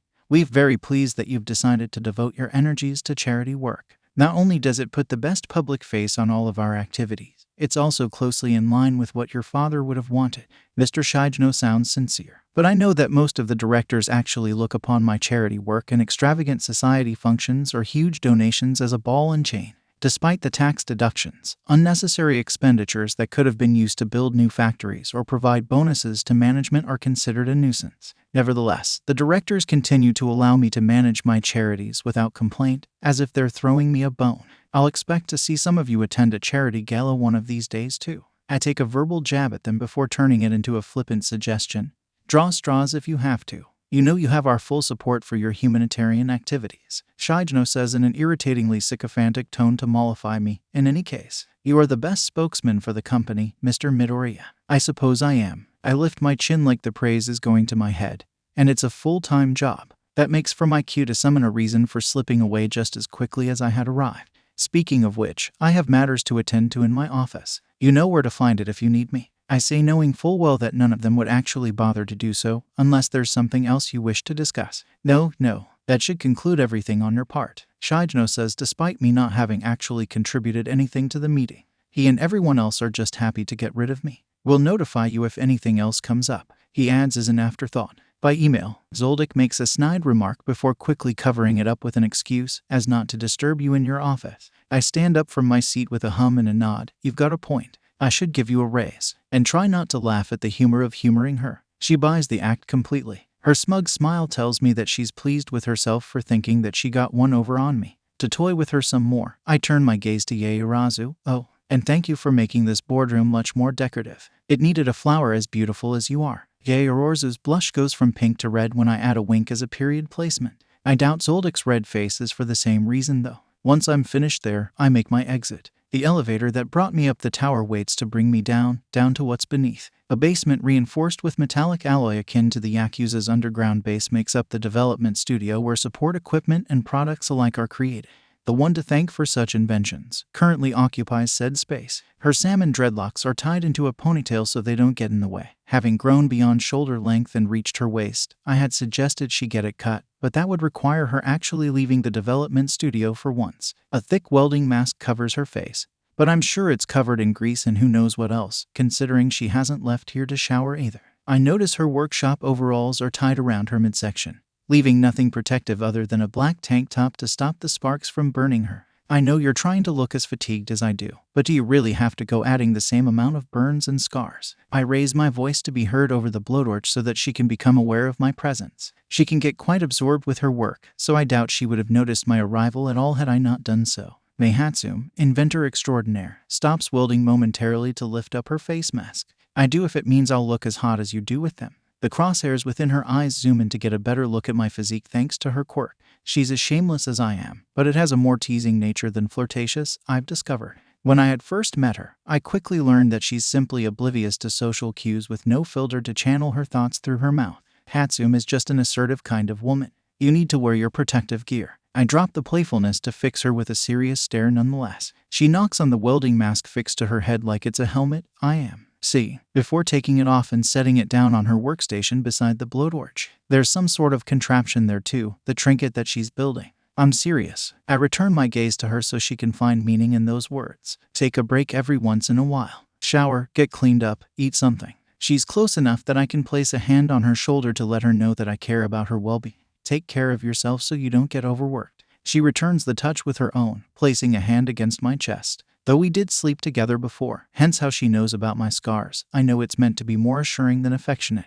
You know my babies come first. Hatsume gives me a soft push before returning to the inventions she insists on calling her children. I sigh, knowing full well and understanding that from a certain point of view, I'd be just like her, consumed by my mission deep underground, if it weren't for Kurogiri. Just try and get some rest for a few hours. I know that such suggestions go unconsidered by people like us. Yeah. She rolls her eyes before grabbing a wrench and proceeding to work some more anyways. So are you here just to check up on me, or do you want me to try making another baby for you? I nearly choke on my own saliva. Even knowing the word baby translates to invention, phrases like that still make me do a double take. I thought we had a pregnancy scare the first time she dropped a sentence like that on me. Shaking my head to clear out those thoughts, I was thinking about something that'll allow people to see through various buildings at once, and share with her the real reason for my visit. X-ray vision. We already did that. She doesn't bother glancing up as she dismisses the idea. Not quite. I was thinking something more along the lines of sonar vision. But that changes as soon as I correct her. Hatsume enters my personal space.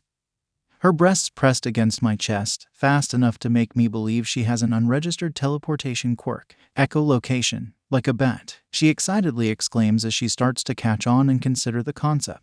Not wanting her to possibly put two and two together, considering I take these inventions for myself, I present her with an alternative comparison. Or a submarine, maybe a little hastily, but she doesn't seem to notice nor care. Yes, that'd make for a beautiful baby. She launches into action as though I gave her a shot of adrenaline. You're talking about solving the problem of a limited field of vision X-ray has. It's frightening how little all of my life training allows me to keep track of the way she zooms about the studio.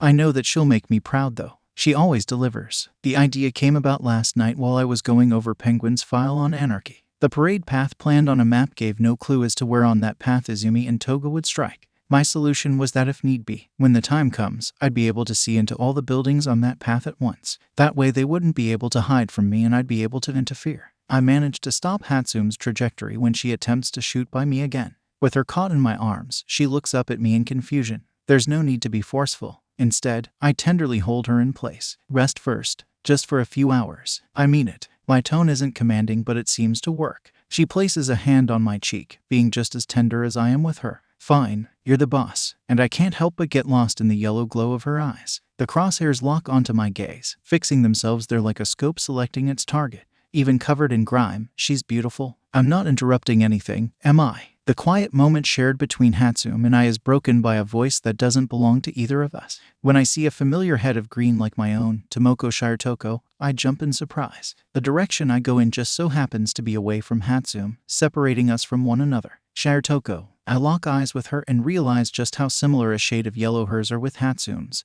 What are you doing here? Shirotoko tilts her head in confusion, returning my stare as though she's perplexed by the question. Then, as though the answer is obvious, she has the nerve to laugh. I came to see you. She trots over with an aura of innocence that doesn't quite show through her eyes. Hatsume meets her halfway with that same outer presence of purity, wrapping her in a hug that lets the other girl know she doesn't know a thing about personal boundaries. Hi, I'm Mei Hatsume. The two separate, but the inventor still stays within arm's length even then. You must be Izuku's girlfriend. That's the second time today Hatsume's almost made me choke to death on my own spit. I barely blurt out, girlfriend, as I wheeze and cough, unable to get any more words out to dispute the misunderstanding. I look to Shirotoko for help. Clearly that was a mistake, judging by the mischievous smirk she has on her face. Izuku-kun, what she took away from that sentence and the question she has about it clearly isn't the same concern as mine.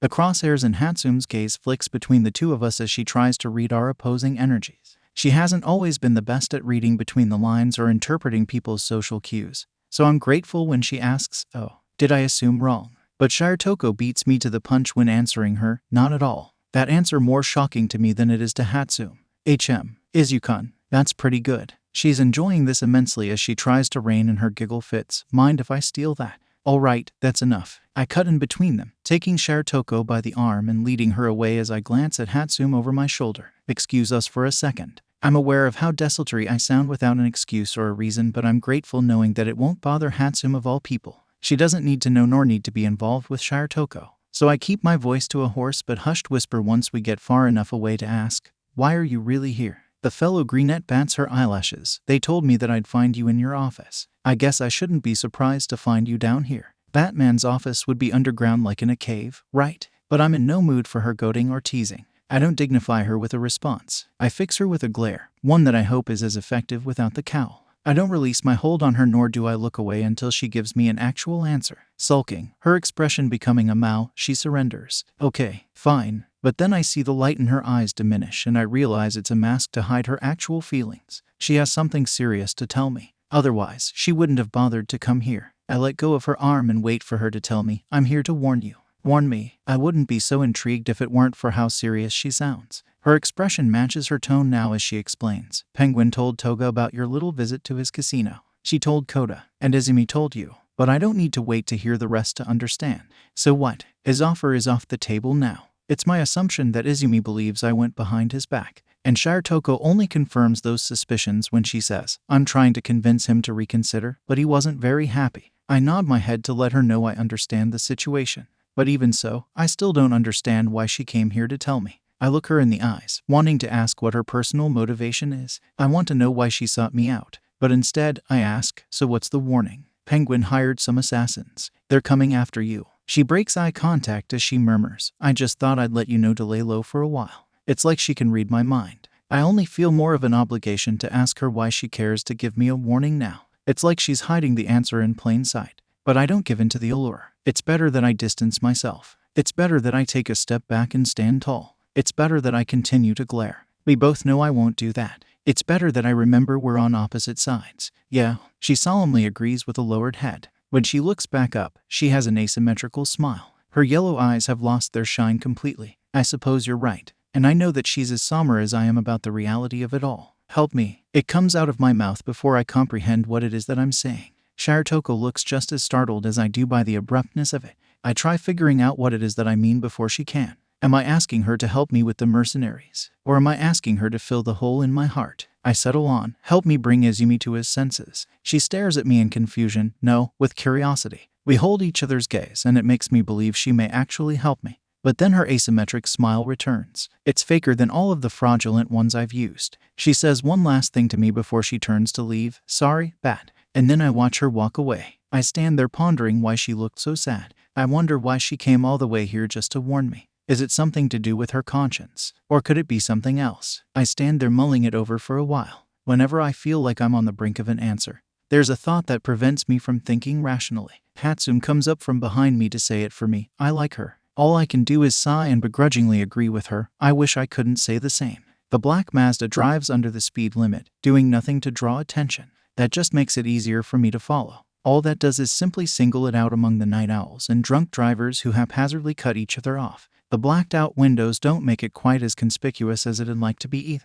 Despite those tinted panes, I know who's inside the vehicle anyways. The man who I'm after for the second night in a row. Kajiro Okuda, the Penguin, also known as the man who put a hit out on me. I cross over the gravel rooftop that I'm onto its ledge, boots crunching all the way, and peer down at the dimly lit road below. The Mazda pauses at an intersection as if debating direction. I'm sure the driver doesn't have to use a GPS to know where he's taking Penguin. If I'm not mistaken, they're headed to his penthouse. It then turns right, as predicted. I wait for the car to pass 10 stories below before firing a cable line to the building across the street. Then I swing out high over the honking horns of traffic.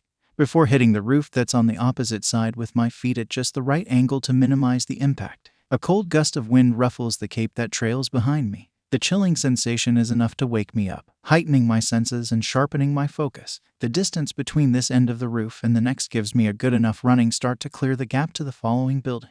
When I make that jump, I tuck and roll for the landing instead of planting my feet. The plan is to wait for Okuda to be alone. I'll confront him in his penthouse like I did at his casino, this time to make him call off the bounty he placed on my head. Then I'll be able to operate freely without having to worry about an assassin trying to kill me. I can't focus on saving lives and having to worry about protecting my own at the same time. Knowing the way mercenaries work, they'll try to strike when I'm most distracted. My eyes widen in realization. That helps me see the bullet whizzing by, my perception of it appearing as though it's moving at the speed of a paper airplane and not a lead dome. Now, when I would least expect an assassin, is the most opportune moment for one to take their shot. I barely managed to move out of the way, the gunshot glancing the padding on my shoulder. At least it didn't go through. I take cover behind a roof vent before chancing a peek at the gunmen.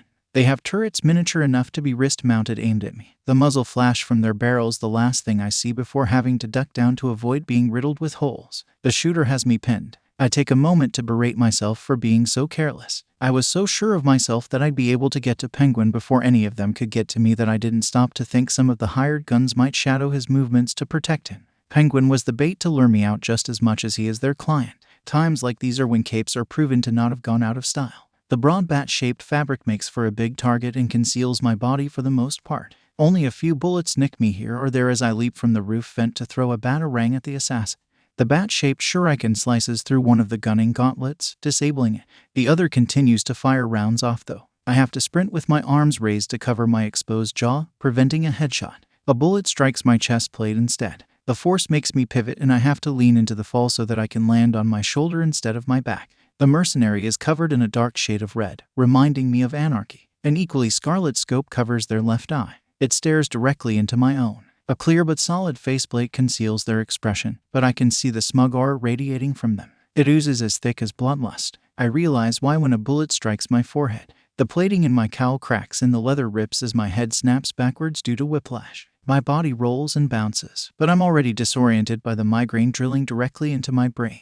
My ears ring so sharply that I can't hear my own groaning. I'm in too much pain to be something other than alive, but I don't know for how long that will last. I feel a warm liquid running down my face. It pools in under my mask and runs over it. It feels like I've stuck my head under a shower faucet. What gets in my eyes isn't shampoo though. It stings like conditioner. It makes my already blurry vision a tint of red. But it's not a soap to wash with. It's blood. My hand comes up to my face, gloved fingers tracing over the place where I was struck. I can feel the slug embedded into the protective layering of my mask. It didn't go all the way through. I heave a hefty sigh in what's supposed to be relief. It will leave a nasty mark though. I've got to say, Batman. The muffled voice sounds miles away, but I know that it's coming from the mercenary standing directly above me. I strain to hear what's barely audibly a whisper. That's the first time someone has tried to stop my gunfire by running directly into it. The remaining wrist-mounted firearm points at my head a second time, this time ready to finish the job. I stare up at the gunman and see a silhouette of the same man who gunned down my parents. It's poetic that I'd meet my end the same way they did and not by a criminal's quirk.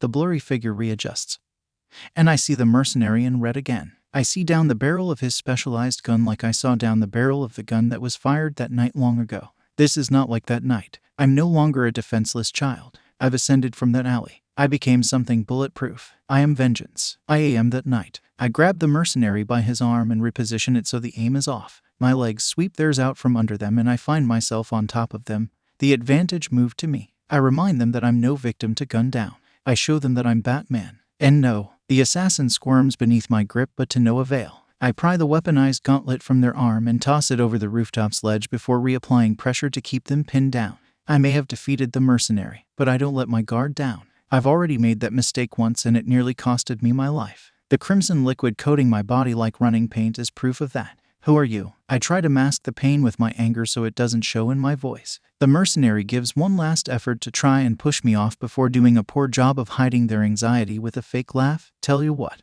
you tell me your name first and I'll tell you mine. They shake their head in refusal, not gonna happen. Reminding them of who's in the position of more power over the other, I drive my knee into their side, crushing a rib or two. I make sure to talk over their shouts of profanity in order to still be heard. Wanna try that again? I sense the arrival of another before they make their presence known this time.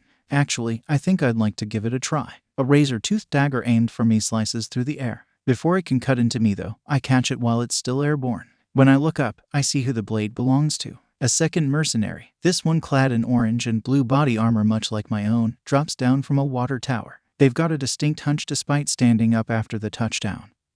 But the way they hold themselves is deadly nonetheless. An orange tattered cloth serving as a scarf around their neck blows in the wind, as well as a ponytail protruding from the back of their mask. Said mask is split down the middle, each side a different color, but only one half with an eye hole. Stay out of this, Deathstroke. He's mine. The assassin still beneath me calls out to the fellow hitman, but they don't sound like allies from the tone of their voice. The mercenary called Deathstroke unsheathes a katana from their back, cutting the air with one broad stroke before pointing it at me. On the contrary, Deadshot, you had your chance. I know the second half is directed towards me when their ruby red eye looks me in my own. The Batman is mine to judge. Not wanting the assassin now outed as Deadshot to intervene, I slam my fist into their face. The punch cracks the visor covering their face as well as causes their head to bounce against the cement beneath them. When the body beneath me goes limp, I finally get off of them. I know I'm taking the chance that they could be faking being rendered unconscious, but it'd be an even greater risk to face Deathstroke without a defensive stance. Come, show me your conviction.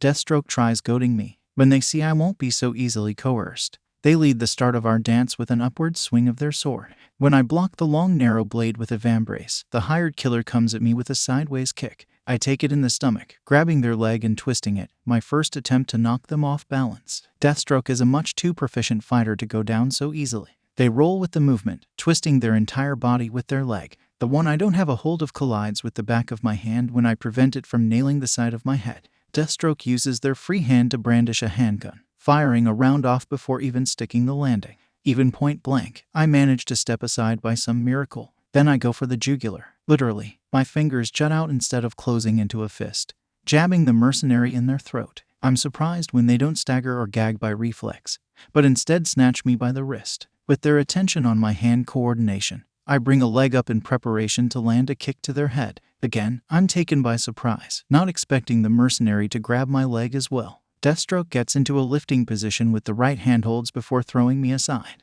I have no choice but to bend to the will of gravity. Deathstroke then strikes downwards with their katana. I roll out of the way, but at the cost of steel-plated soles kicking me square in the chest. The sword arcs to slice my stomach open and I have no chance at dodging it as I fall again. My only option is to block. The blade grinds against the bladed tips of my gauntlets before sliding off. The katana manages to stab me in the arm, passing all the way through. A shout escapes my lips before blood even spills from the fresh cut. Deathstroke goes to pull it out, adjusting their grip on the handle. The only thing that hurts more than a blade going in is a blade coming out. I prevent the sword recovery by blocking the mercenary with my other elbow. Then I bring my knee up into their gut, before finishing with a straight strike to the double-sided helmet that guards their head. When Deathstroke reels from the hit, he also pulls back on the katana, grip never loosening on its handle. We both seethe through our teeth for different reasons as we stagger away from each other. Then the mercenary lunges again, expertly swinging the sword towards my head, nursing the arm they pierced. I roll out of the way to avoid being cut down rather than attempting to block again. The strain of crouching and standing as fast as possible over and over starts to take its toll on my knees. They buckle, and the next time the sword is swung towards me, I'm forced to block with my still functional arm. The blade doesn't slice right through, but it comes close. It becomes stuck in my glove, the gauntlet protecting me. Deathstroke's eye widens in surprise that the swing didn't cut clean through. I give myself a mental reminder through the haziness of the gunshot wounds throbbing to thank Hatsume somehow. Without her gear, I'd be worse off than Swiss cheese being grated. Kurogiri would argue that I already am, but Deathstroke would beg to differ right now. I would beg to differ. I'm still standing. I rip the katana out of Deathstroke's hand this time, taking advantage of the rare opportunity. The sword flies free and lands somewhere behind me with a clatter. The mercenary is only startled momentarily though. With quick recovery, the assassin shifts to a fighting style that throws out seemingly random punches. I can only do my best to block or parry them with how mixed these martial arts truly are. Deathstroke catches my jaw with an uppercut so sharp that it splits my chin open. I return the favor and clip the area between their chest and shoulder with an equally pointed punch. We trade blows that knock the wind out of one another, followed by intakes of air to run as fumes to keep going. Whenever a knee finds its way between an opponent's ribs, an elbow makes itself right at home in the other's abdomen.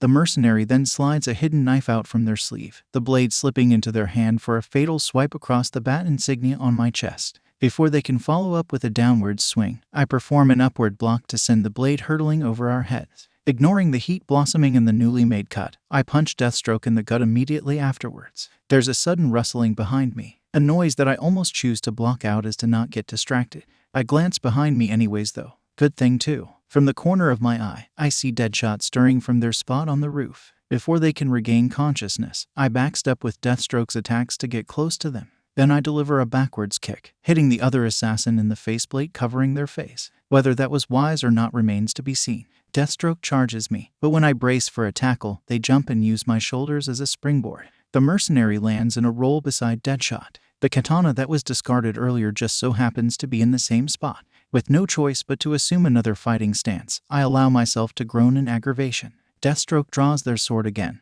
also ready to re-engage. The swordsman swings their weapon towards me, aiming for the stomach. I leap backwards, keeping my distance. They then go for a sweep of the legs. I jump over, bringing a knee up high in an attempt to clip their jaw. It's met by a straight-handed block and a downward swipe of their katana, twisting to the side as I take a step back to dodge. I also wind up for a kick. The kick misses and Deathstroke performs one of their own. I catch the foot aimed for my head, throwing it aside and causing them to topple over. Their katana slips from their grasp long enough for me to hit with my heel. Deathstroke catches themselves in a plank position, using their legs to then roll forward and get back up. Hands free, they throw 2 punches at me. I catch both fists, each of us locking like football players fighting for dominance. We struggle with one another for a minute before they headbutt me to break the stalemate. Reigniting my head injury from the gunshot wound, spots start dancing in my vision. It's hard to stay focused, tough to keep balanced. I'm staggering, no, stumbling. I think I can hear Deathstroke saying something.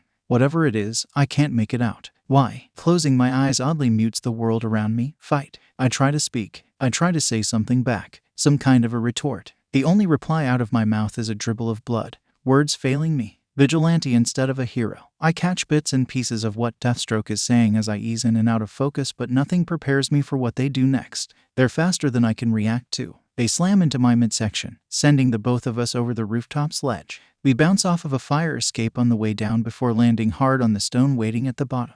Each of us grunt with effort after absorbing the impact with the ground, but Deathstroke is first to recover as they straddle my chest. The mercenary raises their fist to rain a punch down as destructive as the fall. Except when they strike downwards, I catch the fist before it can connect. It sprains my wrist, but I also twist theirs the wrong way to make us even. It's weak, but I manage to punch using my other arm to get them off of me. I try to turn myself over, try to prop myself up on my still functional arm. It's no use though. As heavily as I'm breathing, each intake is rattly or ragged. I can't move. I can only lay here flat on my back, staring up at the night sky that had forsaken me. Like my dreams, I had flown too high and have now fallen. My wings will no longer lift or be able to flap. I can't fly my way out of here. Not this time. Deathstroke does continue to stand though. In their hand, a knife is drawn, the cutting edge jagged instead of smooth. I know there will be nothing I can do to prevent it from carving my heart out if the mercenary so chooses to do so. I wonder if it'll still be beating by the time they do or not. As the assassin steps towards me to deliver the killing strike, I realize where I'm about to die. I'm in a dark alley. Not the alley, but close enough. My blood drains into a gutter just the same as my parents did. Suddenly, a black blur rams into Deathstroke from behind. It's a vicious animal that sinks its teeth into the mercenary's arm, the one wielding the knife, and continues to tug at the limb. My vision doesn't let me see that it's a dog until after I've identified its growling as such. It fights Deathstroke for control of the weapon like the knife is a bone or a chew toy, not letting go. The dog looks like a mix of some sort. German Shepherd and Great Dane perhaps. As a boy, even with all the riches in the world and a large manor house with expensive grounds, I had never owned a dog, or any kind of pet for that matter. I hadn't wanted to get attached to anything. Too dangerous. My mind is searching for something to stay focused on so that it doesn't fade away. I'm rambling in order to stay awake while this random stray is defending me. Having to take action instead of just thinking, I reach for my waist. There, I press the SOS transmitter on my belt to call for an emergency evac. My fingertips stay on the button as I try to remember whether or not I need to keep holding it down.